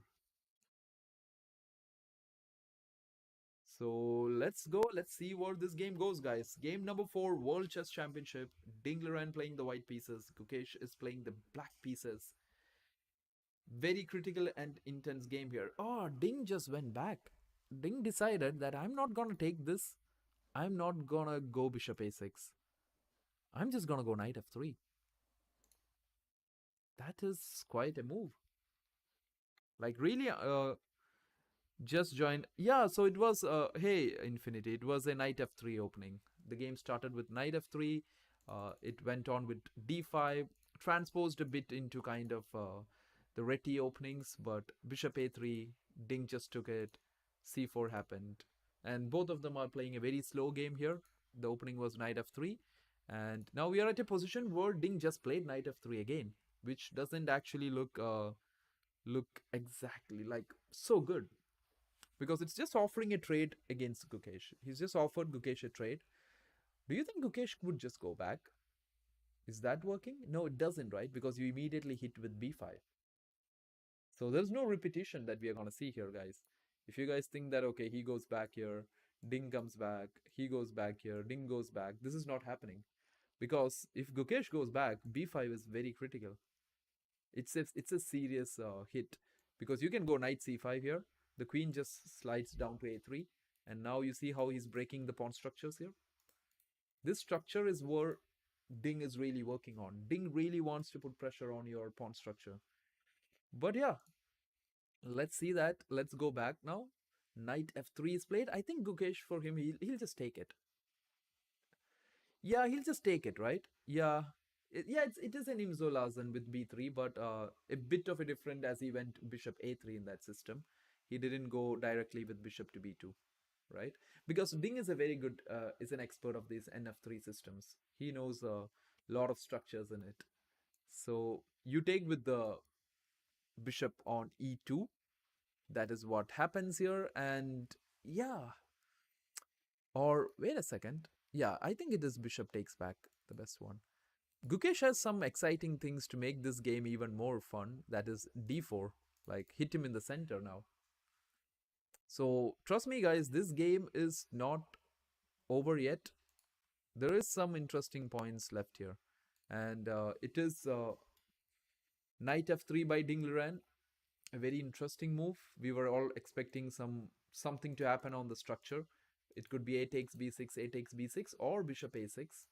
Two good options were there, but interesting options. I'm not saying knight f3 is a bad option. Knight f3 was also like just a surprising option. That's all. Yeah, like it's very solid, right? It's a very solid game. Ding is a very solid player. Like he is positionally very nice. It's a very strong and solid guy. It's not always very easy to take down Ding in this kind of games. But you never know. Coming after a loss from the last game, Ding wants to play a solid game today. He just wants to recover from the loss, right? He did get a rest day, but it would be nice to recover today. Yep, Gukesh takes the knight on f3 immediately, or like after a few minutes of thought. Ding takes it back. No, not much time lost there. And this is the position now. The bishop has come to this diagonal. That changes a lot of things here. And if you think like your opponent can play something like bishop d3 here, that is of not a big use because you can play rook fc1, bringing this rook also into this whole thing. Because if you look at here, guys, mostly all of Ding's pieces are targeting this side of the board. The queen is here, the knight is here, the bishop is looking down here, the rooks have come in. They want to do something with this pawn structure. If Ding is looking for that perfect break, it could be b5, it could be a takes b6, but he's just searching for that. So let's see where the game has reached. So Ding has just played bishop takes f3. Yep, this is the live board. Uh, a b6, a b6, then b5. Then he gets c5, right? That's the problem. Like, for example, where do we do that now? Like, which position do we do it? Is what I'm thinking. Let's imagine he plays something this. Okay, a b6, a b6, b5. The problem is I just don't want him to immediately get c5, or he can even get this d4 in right now, because you're attacking this knight, and the structure wise it is quite interesting here, because imagine you go d4. uh, you can't move the knight because there is a lot of pressure here. So imagine you take it, and yeah, this is really complicated playing under this structure. So this is very interesting, to be honest. Oh, Gukesh made the move, guys. Gukesh played a very strong d4 immediately. Yeah. So d4 is on the board. D4 is on the board. Quite interesting. And Ding just replied very quick. He said, "I'm going knight e2 here." I don't know where this game is really heading towards. D3 might look very tempting, but that's not a good move, guys. D3 is very tempting, but he can just remove this knight anywhere. I think knight d4 looks nice. Knight f4 is okay. Knight g3 is okay. Even back to c3 is okay. And this pawn becomes a liability. After some time, you might find it hard to even defend. Rook fc1, rook c3. They might all just pounce on it. G3, bishop g2, bishop f1. Wow. That would be sad, right? To lose a pawn like that. That's something you don't want to happen. So you don't want to have a liability like that. So d3, that's why d3 is not working. A lot of players might think d3 is okay. At different levels, we think this is fine to play because there's a bishop helping me, there's an attack, the queen is here. But trust me, guys, this pawn might feel a bit lonely at sometimes. So the best option after d4 knight e2 could be to take it.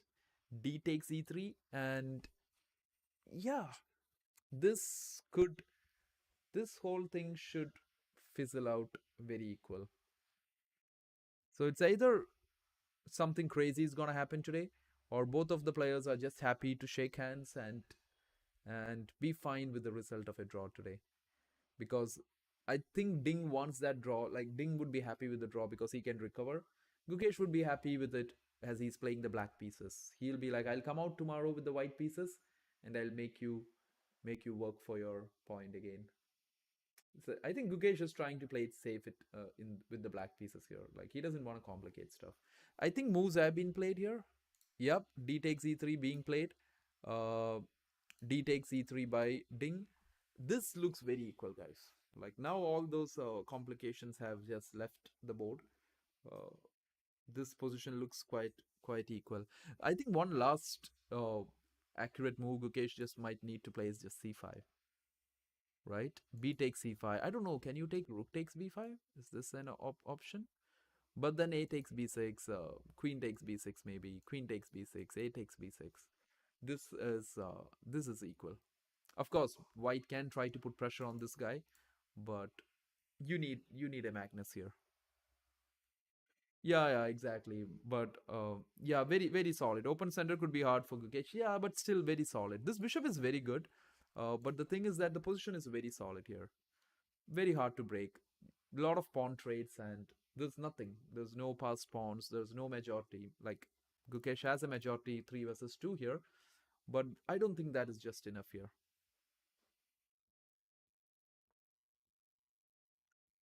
Okay, so Gukesh goes for this interesting trade again. He's saying let's trade everything. Let's trade everything today and just go home. He just went for bishop e4, guys. He's like let's go home today. I'm just kidding. Maybe he has a plan, uh, but doesn't look that much like. Oh b5. Uh, I don't think b5 might be something Ding could play here. I think the trade is good. Or rook f d1 is a very straightforward move. This is like a free move, right? You're hitting this queen, make the queen move, and then maybe just keep bringing the next rooks in. But there is no solid advantage here, guys. This is really fizzling out equal.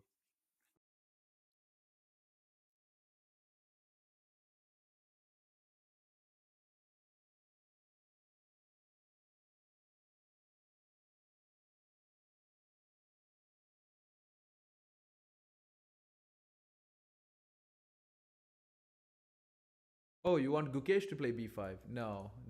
I don't think Gukesh will play b5.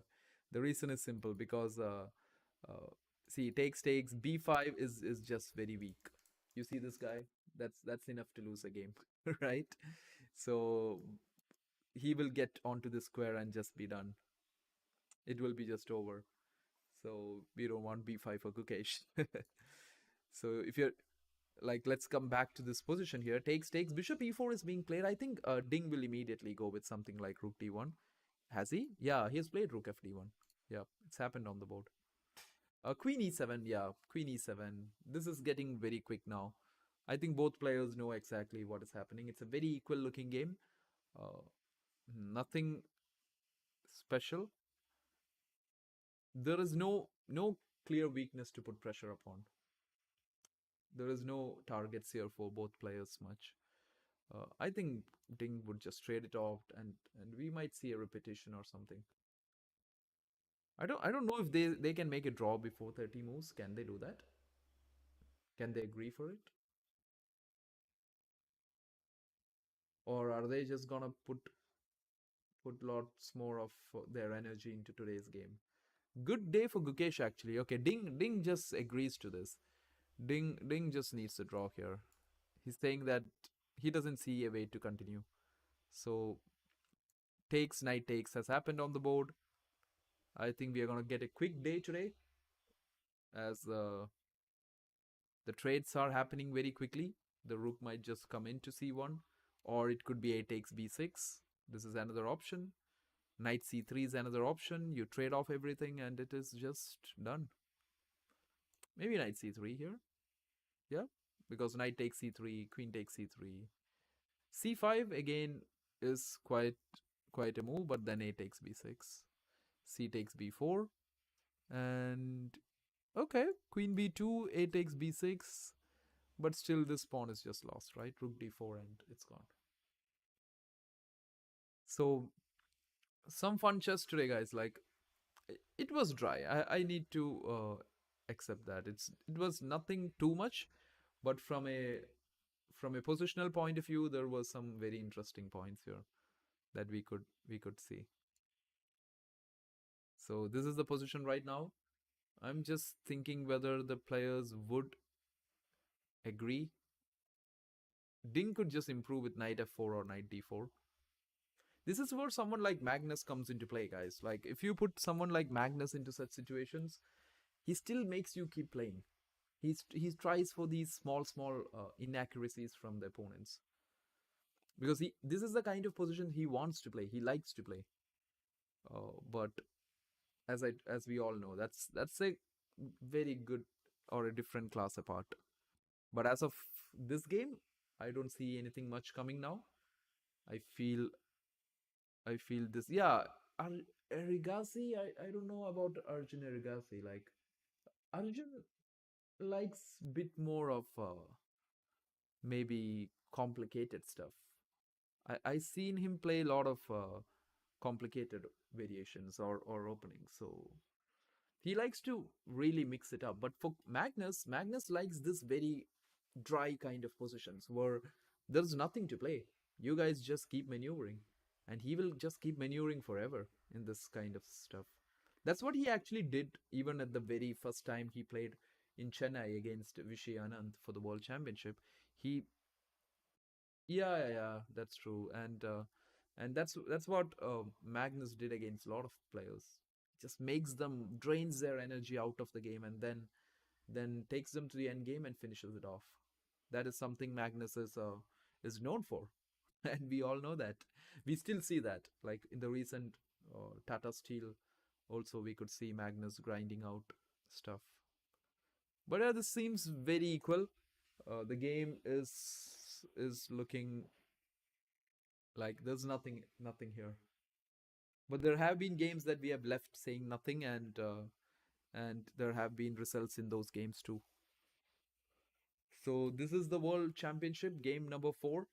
Both players not too keen to take any kind of risk. They just want to make it very simple. They want to make it look very simple.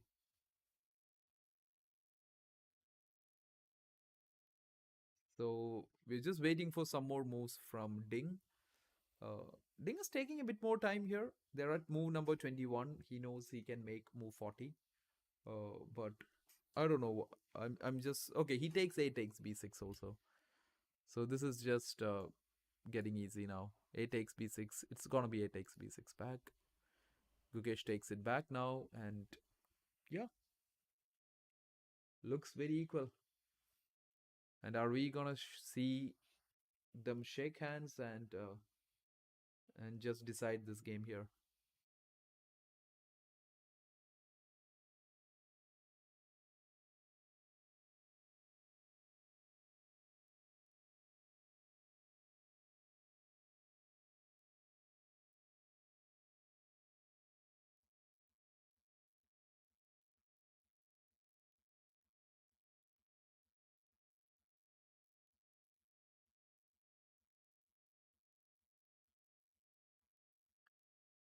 So this could also be the final moments of this game, guys. Like there could be a repetition that could happen too.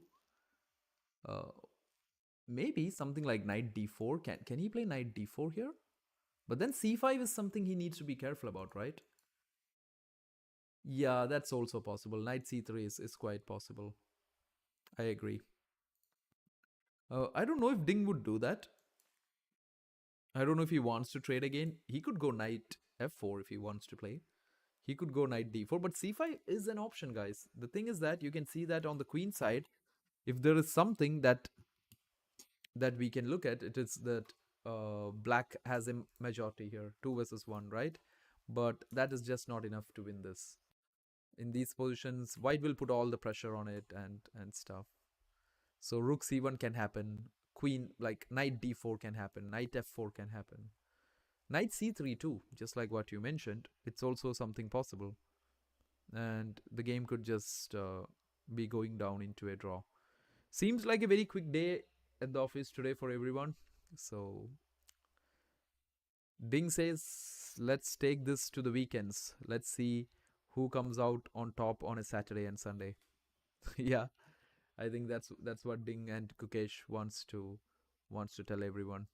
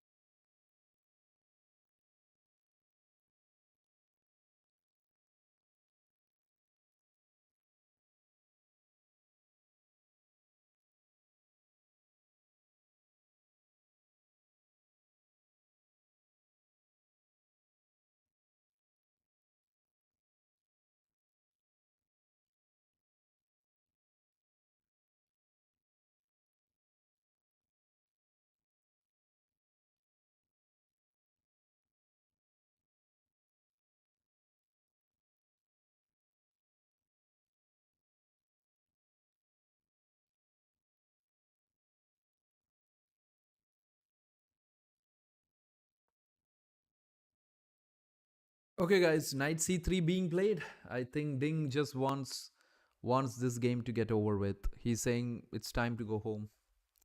Let's see the final moments maybe of this game. We might be watching the final moments of this game because it seems like they just want to go into the weekend. They're saying let's go into the super weekend today. So a good day for both players here. For Ding personally, he could recover from the loss he had last day with this draw, and for Gukesh, this draw is fine. With the black pieces, he should be more than happy to get this draw.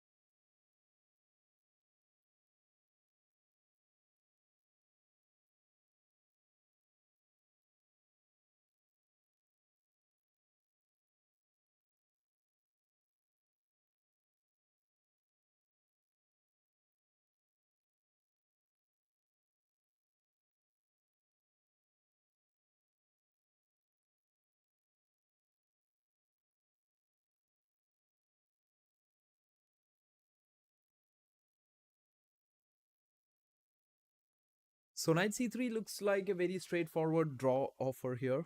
Uh, just Ding is just telling that this is just a draw. Let's just call it a day. I think one way to repeat the position would be just to go back here. Maybe knight f6 maybe. And Ding could actually just play knight e2 back and be like, okay, that's it. That's it for today. Yeah.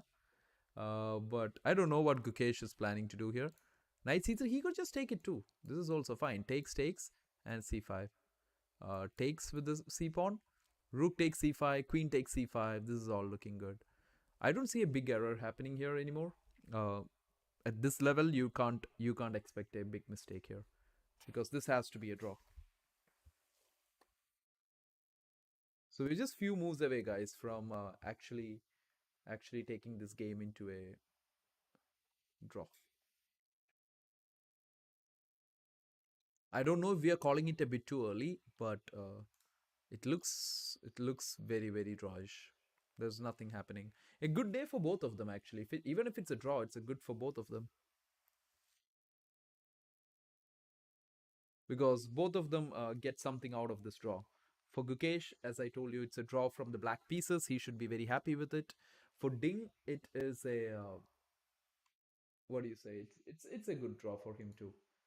For Ding, it's just a draw after a loss is always nice. You feel like you're just back in the game, right? You feel a bit recovered. Getting that half point into your bag is good. Just like how Gukesh recovered in game number two. He lost one, he got back, recovered in game two, then went on to play game three brilliantly and win it. So maybe Ding takes the same thing. And he's expecting to play game four with the black piece, game five with the black pieces here.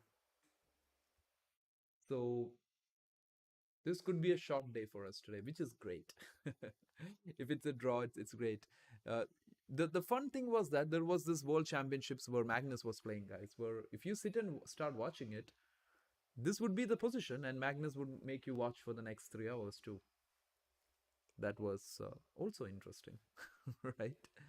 I'm just saying, but like it's just his kind of game, right? These are Magnus kind of positions where he can make you play forever. But nonetheless, the position looks quite equal after the next trade, and both Ding and Gukesh, they don't seems like doesn't seem they're looking at something here. Who's taking the time here? Gukesh is taking time. I'm just thinking whether Gukesh is trying to think whether he has some play here, or whether he can create that passed pawn with the c5 move, and is that gonna help him get ahead? Something like that. But I don't see it as of now. I don't see that.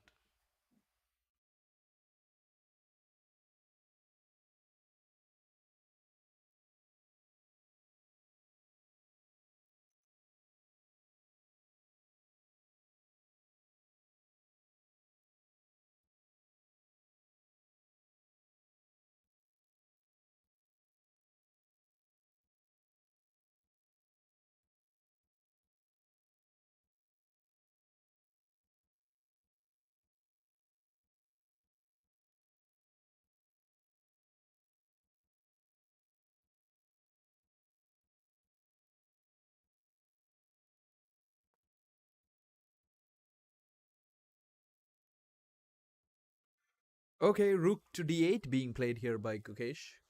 Um, I think I think Ding is just gonna trade here.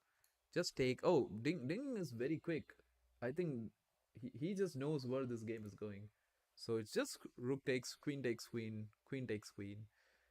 I don't know, guys. A simple move like g3, h3, just get rid of the back rank problems, and you can happily wait for the game to end in a draw.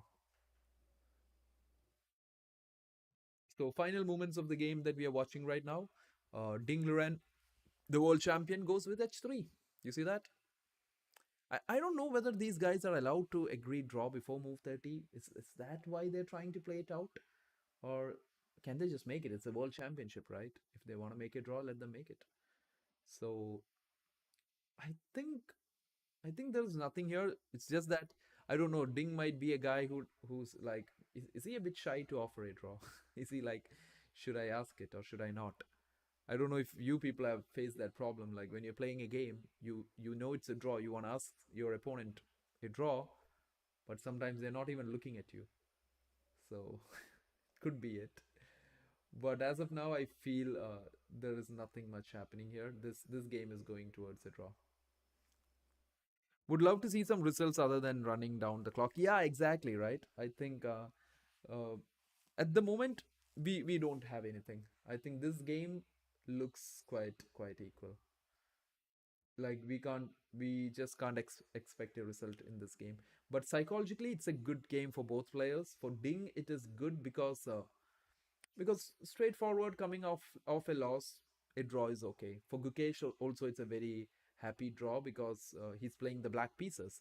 So Gukesh will come back tomorrow with the white pieces. I think we are going to see d4 again because as they say, don't change the winning combination. So we are going to see d4 most probably, and Gukesh will try to press again. He will try to press Ding again in d4. One interesting thing for Ding here was today he managed his time quite easily. Like Ding did not have any kind of issues in that. But yeah, guys, this one's heading towards a draw. This one's not. The doesn't seem anything in this. So both players are thinking final moments. Maybe we might see a draw agreed anytime, or are we actually going to see them play this through, or are we just going to see more trades here? Is that possible? Like, is he going to trade? Trade. That is possible. Uh, then what do you do? Queen e7 maybe? Queen e7, offering another trade on d8. You can see that the bar says completely agree with you. Yeah. So the bar is with us. The bar agrees to what we think. That's an easy way to draw, right? And then just play the rook to d8, trade off everything. Because he cannot go here. This is hanging. Uh, I don't know, rook d4 maybe? But then again, rook d8 is just a draw. Like they could try something like queen b4, but then rook takes d4, queen takes d4, c5, just take, queen takes. I don't know whether you should trade this also. This is an interesting position, right? If you go to such an endgame, you should be careful. But here the king comes to f1. He can go king f8, king e2, king e7 maybe. Yeah, king d3, king e6, king here, and king to d6. This is equal, but this is still interesting. These kind of endgames are quite fun to see. But as of now, Ding has just played h3 and he says let's wait for what Gukesh has to show.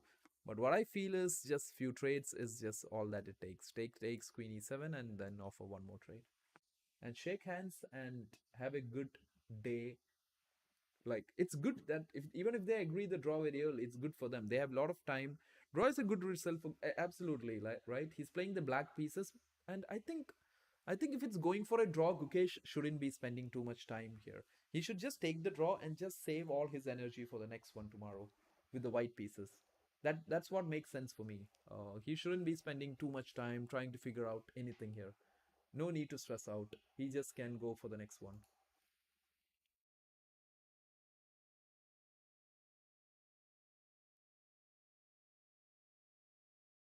Like why would you like to spend your time here?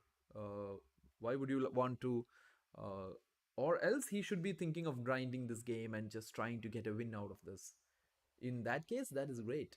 If not, it's better to just shake hands. See you tomorrow. But yeah, let's see what they've got. Like maybe as I told you earlier, we might be calling this a bit too early, but I don't think so. I think this is all good, and the game is going towards a very easy draw here for both players. I think queen e7 is what I see. I think rook takes d1. Rook takes d1 is easy. Takes queen e7, followed by next rook to the open file, trade, and that's it. You go home, right? I think rook d4 is interesting. Rook d8, queen d3. You guys trade again. c5, takes. But trust me, guys, this is actually very interesting if they go to this position, because king and pawn endgames with a small imbalance. If this pawn was here, then this is a dead draw. But since it's here, with that very small imbalance, it's kind of interesting to see what would happen. So king e2, king here, one small mistake and it's over. In these king and pawn endgames, that's the thing. Okay, so Gukesh goes c5 here. He's very accurate. Gukesh is just so accurate. He calculates everything and just plays, right? So I think Ding is just gonna take it. Just take it, trade it off, and then I think just trade more, and that's it. This has to go out into a draw. So c5 on the board. Ding Liren to play. The world champion might be thinking, what should I do next? But this game is definitely going into a draw. We can just wait for the final few minutes and call it a quick day today. A very quick game. Like I think both players never wanted to push too much here today. Gukesh being playing the black pieces, Ding playing the white pieces, coming off the loss, he just didn't want to push today. He tried a bit. He tried to complicate a bit with the pawn structure on the queen side, but once that Gukesh dealt with that pressure, I think Ding decided that this guy know what he's doing. No point here. So they just decide to just call it a day. Maybe I think we're gonna see the result very soon, guys. You see, Ding is playing very quickly here. He knows this is done. I don't know whether they're still trying to get to move 30 or something. Rook c1 comes on the board, and it's a matter of time now. It's a matter of time that this just ends in a draw here. Because there is no chance here, right? Like how do you even blunder here? You okay? There is one. Is there a blunder here? Like is for example, guys, let me find some fun blunders here. Imagine he goes g6, and this guy goes rook here. Then there is some interesting tactics, right? Rook d1 check. Even that's not enough. You have king h2, but then there is queen e5 check, g3. Nah, this is also not enough. Just take, and maybe think that you can win this queen endgame. Maybe like queen d5, d3, queen d3, and start pushing. But that's all just too much. Like that's all fascinations. Rook c1, queen e5 being played here, just supporting the pawn, and now Ding will just put all the pressure on it. This one, okay. If you go there, he has this coming to the second rank stuff, but I think you can even go queen c3. Oh, so yeah. So this is a blunder, right? So this is a clear blunder. You see the bar, boom, goes down. The reason is very simple, guys, because now there is rook d1 check, and that's it. You lose because you have to take it. Your king can't go anywhere. This is deflection, where you deflect this rook, and boom, queen's gone. So we ain't gonna see that today. I'm pretty sure we ain't seeing that. I think the move is gonna be just imagine losing like this. Just imagine Ding playing queen c3. Wow. Because Ding has walked into mate in one against Magnus a few months ago. So you can't be surprised if Ding gives everybody a heart attack today. But I don't think so. We're just kidding. This is a world championship. You don't play queen c3 here. So you go queen c2 maybe. Put pressure. The rook will be forced to go here. And I think they can just repeat this stuff here. This is just draw. But yeah, it would be funny, right? Queen c3. Play the queen to here and boom, game's done. Rook d1. Gukesh would be stunned. He would be stunned at what happened.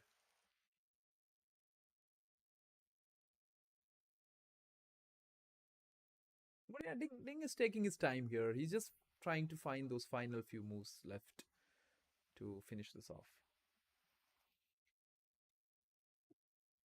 I know this today is not an exciting day. Today was never exciting for any chess players out there. But that is how the World Championship happens, guys. You don't get exciting days every day. Like yesterday was good. Gukesh won it. So let's take one game at a time. Today it was not the day. It was just a good fighting game though. But Ding didn't actually spice things up. He had the white pieces. He just considered that. Let's just call it a day here. And we clearly know the reason. Coming off a loss in the previous game, you don't really want to push today. Ding might be waiting for Sunday. He's like, I'm getting white pieces on Sunday, and I'll make sure everybody remembers me on Sunday. Could be, but anyways, good result for both players here. For Ding Liren, because he's coming off this loss, it's good for him. For Gukesh, with the black pieces, a draw is fine. He will come out tomorrow. Again, all guns blazing with the white pieces, trying to get the lead in this world championship with the white pieces. So, a good day for both of them. I think we are at the verge of seeing the final moments of this game.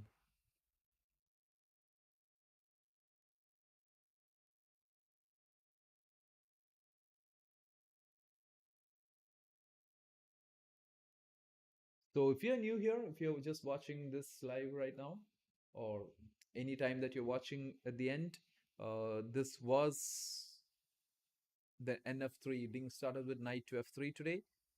Kind of an Imzolazin setup, but went on to have some interesting positional ideas, but never pushed it too much. And they're just going for the draw right now. This game is coming down to a draw. Both players have equal pieces on the board. Queen e5 played. If Ding Liren wants to lose this game, he can now happily play queen to c3 and fall into this and lose the game.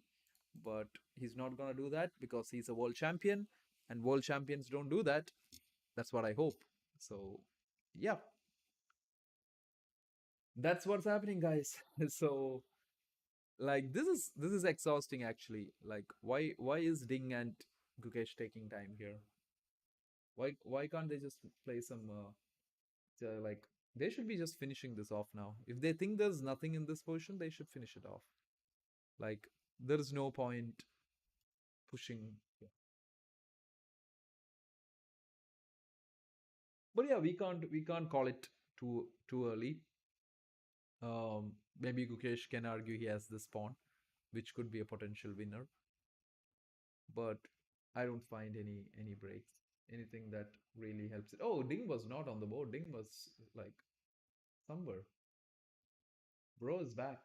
Bro is back, and bro just wants to make things easy now. Ding is a fun guy. He's a nice guy. Queen c2 played, guys. Yeah, Ding was not there. Ding's like, I was having some rest. So now let's do this. Queen c2, rook c8 most probably right now. Only move. Don't defend like this, guys, because it's okay. You still can. I don't know, is e4 a possible move? No, right? Then rook d4 because you can't still take it. The same trick again. Rook d1, right? Crazy. You don't want to fall for these things, but uh, I'm sure nobody's falling for that again. So queen c2 being played. Rook d5 is possible, maybe then. But it looks a bit odd defending this way. Stuck here. Rook c8 is good. Just waiting to see what Gukesh plays. Maybe this will end up in a draw. Yeah, of course this is a draw, Peter, because we were discussing right now how to lose this game. It's very hard. It's very hard to lose this game.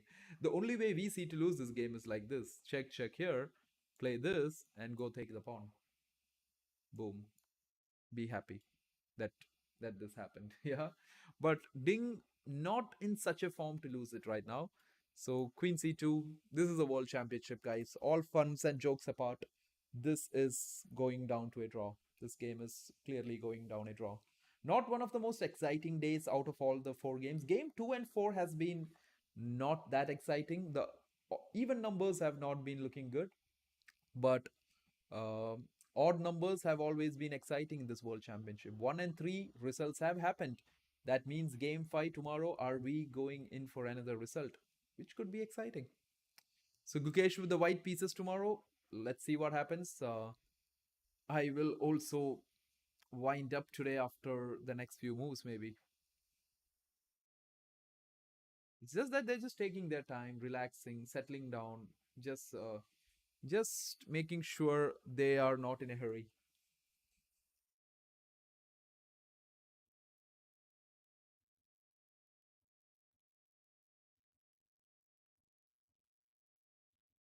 Just waiting for the final moments of this game.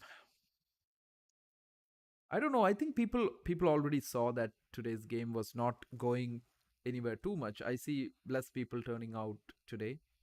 So yeah, can't complain, right? Game 4, lot of time to take now, and there is nothing special happening today. Today is not that day.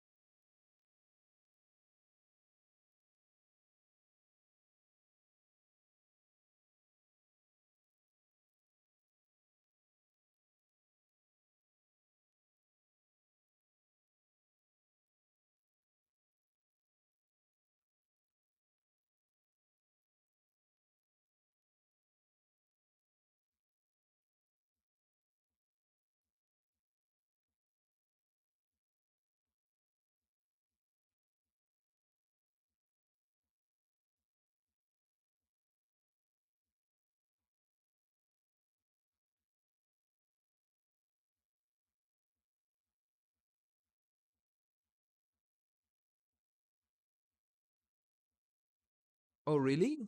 The engines like H5? So I can easily explain that, Peter. Like it's not a very complicated move, maybe because in these kind of positions, guys, like sometimes you will feel why would someone play H5? It's very straightforward. You want to play H4 and cram this position of this pawn structure. Very simple. That could be it. Okay, maybe Stockfish sees a win after like 100 moves, but I don't. For me, it's very logical to play h5 h4, fix the pawn on h4. This is called you fix these pawns, and after fixing the pawns you kind of cram these guys, right? You see g3 is never possible, then it looks not nice, this pawn coming all the way here. So that could be one reason why someone would play something like h5 here, right? So if you ever face it, understand that they're trying to cramp your structure, which you don't want to get cramped. So maybe you just play h4 yourself, right? You're like, you don't, nobody cramps us. You push h5, I push h4. Nobody comes in with us. Yeah. So just letting you guys know. In case if just like what Peter asked right now, if why h5 is a move, this could be a reason, man. Like as I told you, Stockfish would still, or any other engines that you saw it from, would still have a lot of other options here. But even if you play something like g3, right, I would still play h4 as black here. You see how we are breaking the structure? You play g4, you see the weakness slowly happening on this king side. And if you play something like g takes h4, that's in this kind of a position, that's also equal, but not really nice to play with the king opened up like this, right? So that's why these moves happen here. I think they're just taking their time to just settle in, just finish this game now. Queen c2 played. Gukesh is taking his time now. I really wonder why. I'm even considering if Gukesh is thinking about converting this game. Uh, is he trying to do a Magnus here? Is Gukesh trying to push and create a Magnus? C5 pawn will fall. Yeah, right. It's. Oh, you mean right now? Okay, so right now you play h5. Okay, if you can't take it. Peter, that's the trap we have been talking about, right? That's the whole trap we have been finding to win, like to make a result out of this game. You can't take this because immediately rook d1 check. C5 pawn won't fall here. This tactics is here. You can't go here. So you literally actually have to take it and then expect that you can hold this one now. But that is very hard. You never even want to go there, right? So it won't fall here. There is this tactics of rook d1. So that's why h5 is working. So something he can still play. h5 is interesting, you know. If he can get h5, h4, that's interesting. But the problem is for h5, they just play h4 here, and then there is nothing. That's the end. And then you can even play g3. Give some space for the king to avoid all this crazy looking tactics later on. And that's all good after that. Yep. I think that was very clear.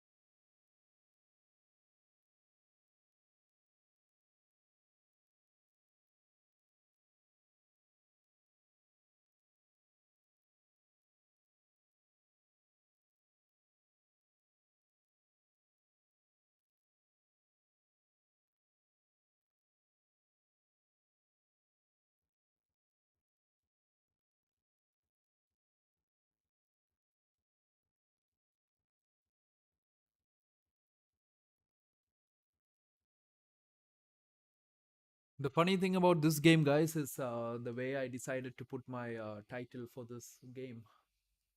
Before the game started, I was just thinking that okay, I have to put up a title, and I just put up the title asking "Intense Game 4." This turned out to be the least intense game of the whole tournament. My cursed, like I just got cursed for that. But yeah, let's see where it's going. I still wonder what Gukesh is really thinking. I feel these guys, if they think it's a draw, they should save their energy and be back at their place. But of course, like we are nobody to ask them to make a draw. If they want to fight it out, they should. But I don't see the whole thing here to fight it out.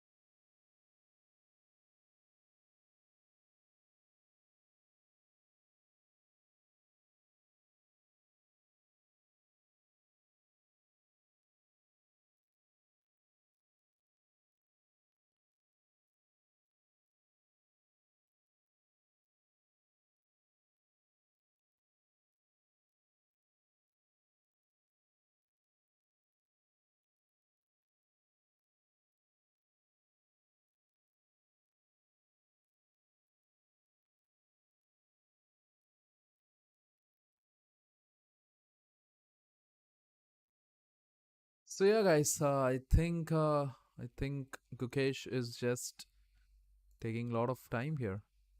I don't know what is he actually taking time with. I think he might be thinking a way to make what do you say? He might be thinking how to get a result out of this game, which is great if he is thinking about it. If not, I don't know. If not, I don't see what is going to happen here. As of now, the game number 4 looks absolutely drawish. There doesn't seem to be a result coming out of this anytime soon. Uh, Gukesh is down to 28 minutes. Liren has 32 minutes. It doesn't matter. They're up to move 29 now. They just need 11 more moves to reach 40. But I don't see the way ahead. Ding is very clear what where this is going, and Gukesh might be trying to do something with his c5 pawn, but as of now, it doesn't look like there's anything.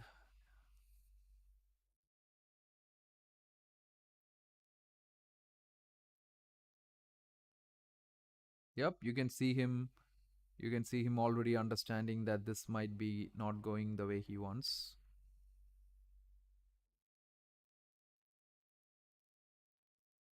But yeah, I think Ding is not the guy who would offer you a draw.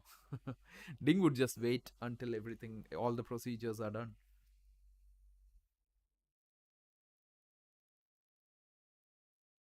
But just imagine the amount of patience, guys. Like even as viewers or anyone else, you need a lot of patience when you're at such a situation. Like you have to see the game through and you have to see what these guys play. And yeah, I think, but I think this is done. This is just done. Uh, this game is just getting done very quick. Rook Queen C2 being played, just some more moves ahead, and they could just be agreeing a draw here.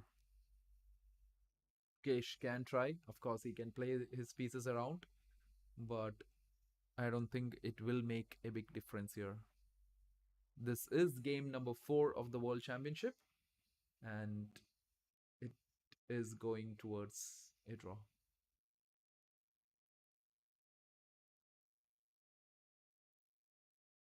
So Gukesh playing the black pieces here. It's a good draw for Gukesh. I think he should be happy with it. He shouldn't be disappointed that he couldn't create anything here. The game started off today with knight f3. Ding started with knight to f3, d5, e3, knight f6, and uh, it was a Reti or Nimzola's setup with b3 coming in. Bishop to f5. Gukesh played a very solid structure here. Knight b d7, everything came in, and Ding tried his best to create some play on the queen side with b4, knight d4, queen b3, a4. Ding really tried to put some pressure, but after a point, after knight f3, I think he just slowly just understood this is a draw. At this point, this was just going into a draw. And then the players just kept trading pieces. Knight c3, takes, and it was just takes, just like game 2. Takes, everything takes, right? And now we are at queen c2, just waiting for them to finally just shake hands and just be back to their rooms. Rook d5 played, guys, again. Like don't be tempted by d4, because then rook d4 happens. You can never take this because of this check, and you lose the queen. So just to make sure, we have been showing that so many times, but just to show different ways it can happen. So rook d5 being played, I think Ding can just play something like g3 here. Just get rid of that back rank problem, and then maybe h4, and it's over. He can play h5 and then h4. That's just simply a dead draw position here. Yeah, very soon you will see the draw. Gukesh is really spending his time, which I think, I don't know if this game ends in his favor. I would be stunned, and I would totally agree. But if the game is gonna go to a draw in the next few moves, I feel Gukesh should just save his energy. He's really trying. You can see him really focused. Good for him. Great for him. But I think saving the energy is a much better plan here. Right? Because he can come back tomorrow with the white pieces, round number 5, which could be decisive, because all the odd numbers we have seen a decisive game. Round 1, it was like a winning game. Round 3, so is that going to happen in round 5, or is there something else waiting for us in round 5? So tomorrow it will be round 5. Day after, round 6. Gukesh will get the white pieces tomorrow. So as of now, I think he is just accepting the fact that this is going down to a draw. And yes, Ding Liren did play the move g3. Ding is hearing us, I guess, guys. Ding knows this is done. He has played all these situations. He doesn't want any kind of problems here, and I think Gukesh should just accept the fact it's a draw now. I'm not saying he's not accepting or anything. It's just like, it's just making sure Ding just spends some more time on the board, Just some mind games on the board right now, and just finally we will agree to a draw later on. But as I told you, if he knows it's a draw, then it would be great. They save a lot of their time. F5 by Gukesh. Okay, F1 seems like a very, what do you say?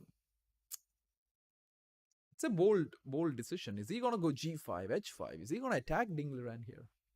Is it? Does Gukesh just want to make this game exciting all of a sudden?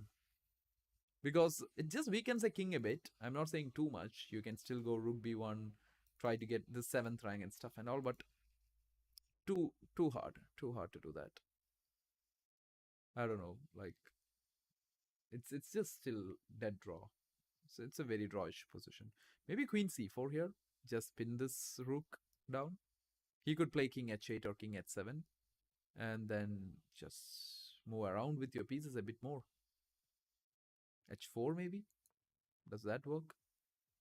H5, fix these pawns. I don't know, but could maybe. F5 being played is F5 is a very interesting. I thought it was the obvious. You mean F5? No, F5 F5 was not the obvious, man, because you know why? It's simple. You're pushing the pawns in front of the king, right? And a bit too much, isn't it? And when the queens are on the board, they're not very obvious, because when you're pushing pawns, you just need to be sure, because they're not coming back. Once they're gone, they're gone. There is no pawns that is coming back in the positions, right?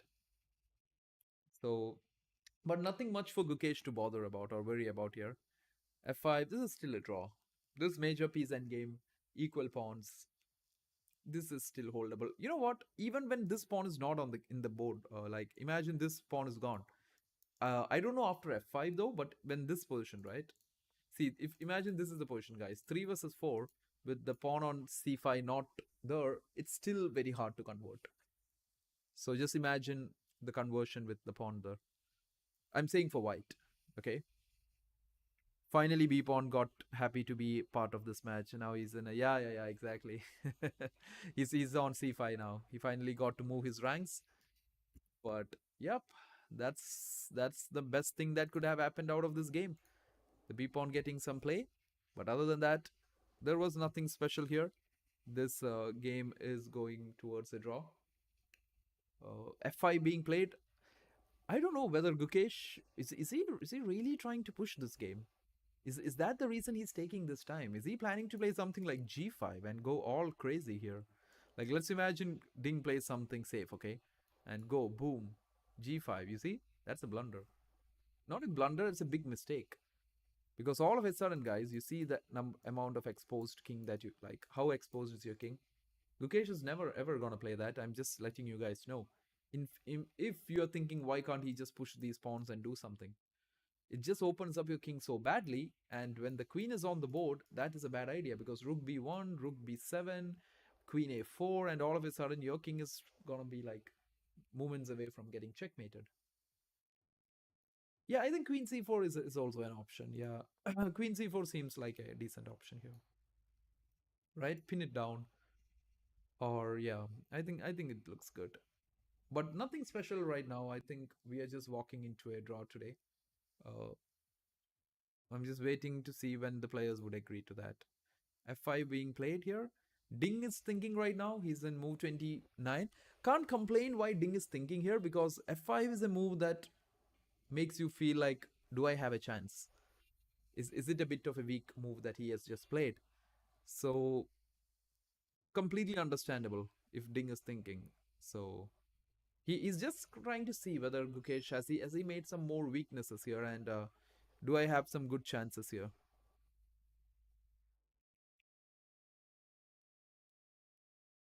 So that's what's happening, guys. Game number 4, World Championship, Queen, King G2. I think Ding is still just looking for a draw.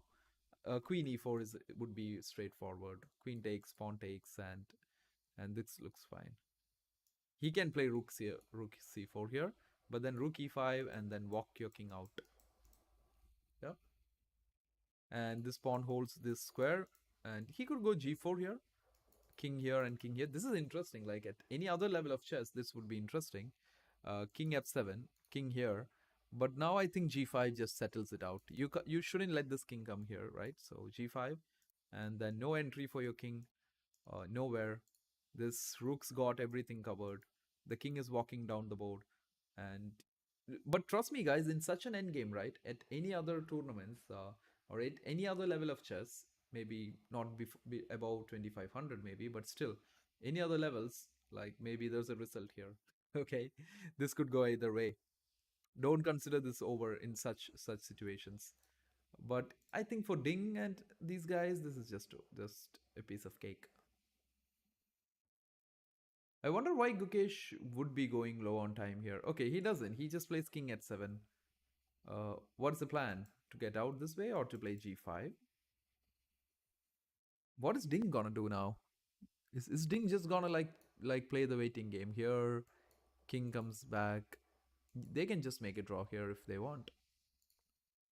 But both of them doesn't seem so interested with the draw here. Ding might be interested. It's just that Ding doesn't does he just doesn't want to ask it. He doesn't want to offer you a draw because bro is just a bit not that kind of a person who wants to ask you a draw maybe.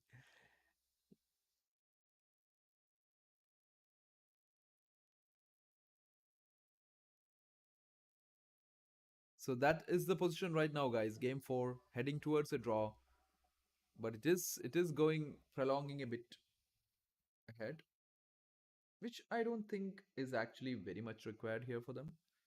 Uh, but yeah, just we can wait here, we can relax, and we can think about tomorrow now, where Gukesh will come for game number 5 with the white pieces. And if he can make it there, that would be a good game there. I think Gukesh is again gonna play 1d4 tomorrow and try to create some play because as I told earlier, you don't break the winning combination, do you? So d4 is what gave Gukesh the point, and I think he will stick to it rather than going back to 1e4. He might not be in a mood to test the French again. He might be like, I don't want to try to play the French again. Both the players on the board really spending time. I wonder why, but Gukesh is really thinking here. He just played king. Okay, so yeah. So Ding just played queen c4. Ding has been playing quick now. He's like, don't want to waste any more time. So let's see what Gukesh would play here. He just needs to do something about it. Like, is he gonna go g5? Because that's not good. That's definitely not good, right? You don't want to expand too much and weaken your king. Even though you could still hold it, it's something you don't want to try here. Because I don't think this is a position you would want to overpress or something. It's very equal here.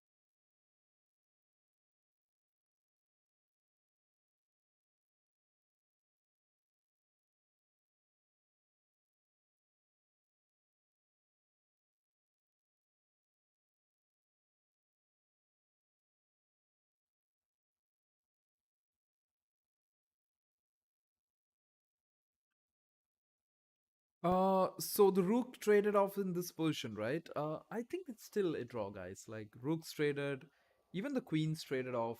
It all goes into a draw here. I don't see, I don't see anything more happening here. It's just straightforward draw. I would be excited if both these pieces are traded off. Both the rooks and queens are traded off. That would be interesting for me because of the c5 pawn, and the king and pawn endgame is very interesting there. That those are the situations where you need to calculate, or you need to know how those endgames end, because that would be fun. That would be real fun. I'm a bit confused why Gukesh is really thinking here. Like he's really putting up his thing here. Is it that hard to play this version, or is he really trying to convert some advantage? Maybe he thinks he has some space advantage here, which is true. Like he might have a bit of space here, but is he really thinking of some converting ideas? Or otherwise why he is taking time here doesn't actually make too much sense here, right? Because he could just like do a lot of stuff here. He could go queen e4 check. This is possible. This straight trade. Maybe he doesn't want to go into this end game, because he thinks this happens. King g6. Uh, then they could go here and here, right? But I think better idea would be just to play g5 for black. Just play g5 and finish this off. And the king could walk in. But all this still playable for white actually. And yeah, I think Gukesh played his move. He played queen d6, right? Oh, this is getting over, guys. e4 being played by Ding. Rook comes to e5 here, and he takes f5. Like Ding is just simplifying here very quickly. He just says, I don't know why you are taking time, Gukesh, but I think it's time to go home. Ding is trying his best to send everybody home today quickly. Queen e4 would be a move here. Then just maybe like this, maybe? And then g4 is a threat, just in case. So where are we right now? This one? Yeah. So this is the position right now, guys. Um, Ding Liren versus Gukesh. The game is going towards a draw. Bro is trying to run off of the clock. Yeah, that is true, right? Uh, like is Gukesh really trying to flag himself or something? He's down to 16 minutes, but they're up to move 34, right? Nothing to worry about. Once you're in move 40, you get 30 seconds extra. But Ding just wants a draw. Ding says, why are we even playing this? I just want to go home and have some rest and chill, have walnuts, have a great time. The world champion just okay. Gukesh offers the final move. I think by now they must just react. It's a draw. They trade the rooks. Anytime we can see it right on top of here on the screen here, you can see a draw coming out either here or here. King f3 being played. But is there gonna be a twist in this now? Is there any ways that you can make progress here? King g6 maybe, but then king e4 and nothing's happening, right? That's what I was saying, guys. Even if you lose the c pawn, it's not very easy to convert this 3 versus 2. Even that needs a lot of hard work. So that's what's happening for today. This game is going down to a draw. King e4 being played here. Players are just gonna take the next few minutes and just. I think this is the moment. Rook d4 check. Finally, they find a repetition, guys. Check goes back, rook d5. Check goes back, rook d5. I found it for them. Now just the one last thing we need to see here. So rook check. Yeah, there you go. There you go. King f3. I hope he goes king f3 now. And then rook d5, king e4, rook d4, and that's it. You shake hands because you guys have repeated the moves and it is going towards a draw.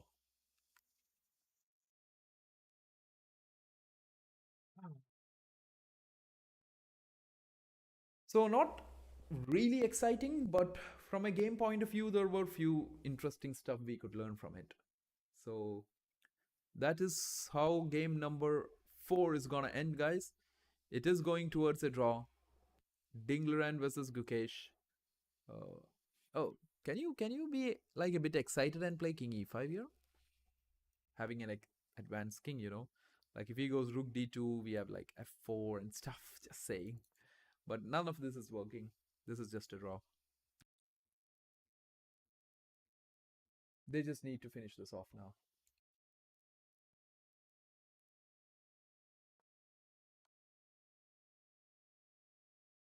So I think we are looking at the final few moments of this game where the repetition could happen and this game could end in a draw.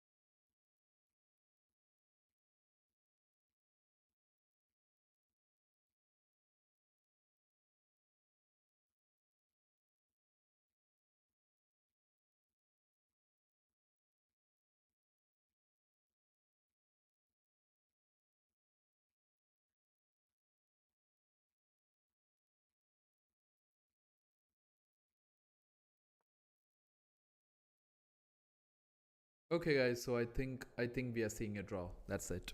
The game is done.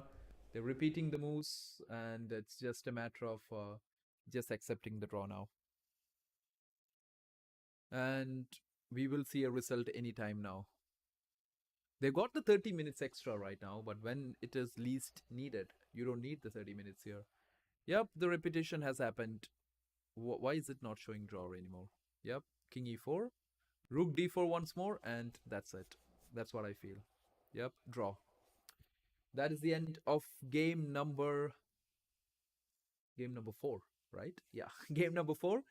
I hope you guys had a good time understanding few of the interesting ideas what happened in this game. It started off with Ding playing the white pieces, so they traded off few stuff. Ding never wanted to push forward in this game, I guess. He has really recovered now after the loss in the previous round, and he will be ready to go for the next one. While Gukesh will be happy to play the white pieces tomorrow in game number 5, same place, same time. King e5 here. Yeah, King e5 it was interesting, man, but it's nothing, right? Even if you lose this pawn, it's okay. You just go rook d2. Just let him take it. You take this guy. And if you play something like f3, f4 or something, you can still play like check him all the way and then go for these guys. It's not that you have to hold on to this pawn forever, right? You can counterattack. Like as they say, counterattacking is also considered one of the best defenses. So you could just play something like rook d3 and just play it out like that. Simple. Okay. I hope you got it. I know what was the confusion was were you thinking that now you can't save this or something, right? But you can just play rook d2 and it's all good. Yeah. So that's good for today, guys. Great game for both players. Game just ends in a draw here. And with that, we will wind up for today. And I will catch you guys. Yeah, see you, man. I hope it helped you. And I will see you guys in the next one. Uh, Tomorrow, same time.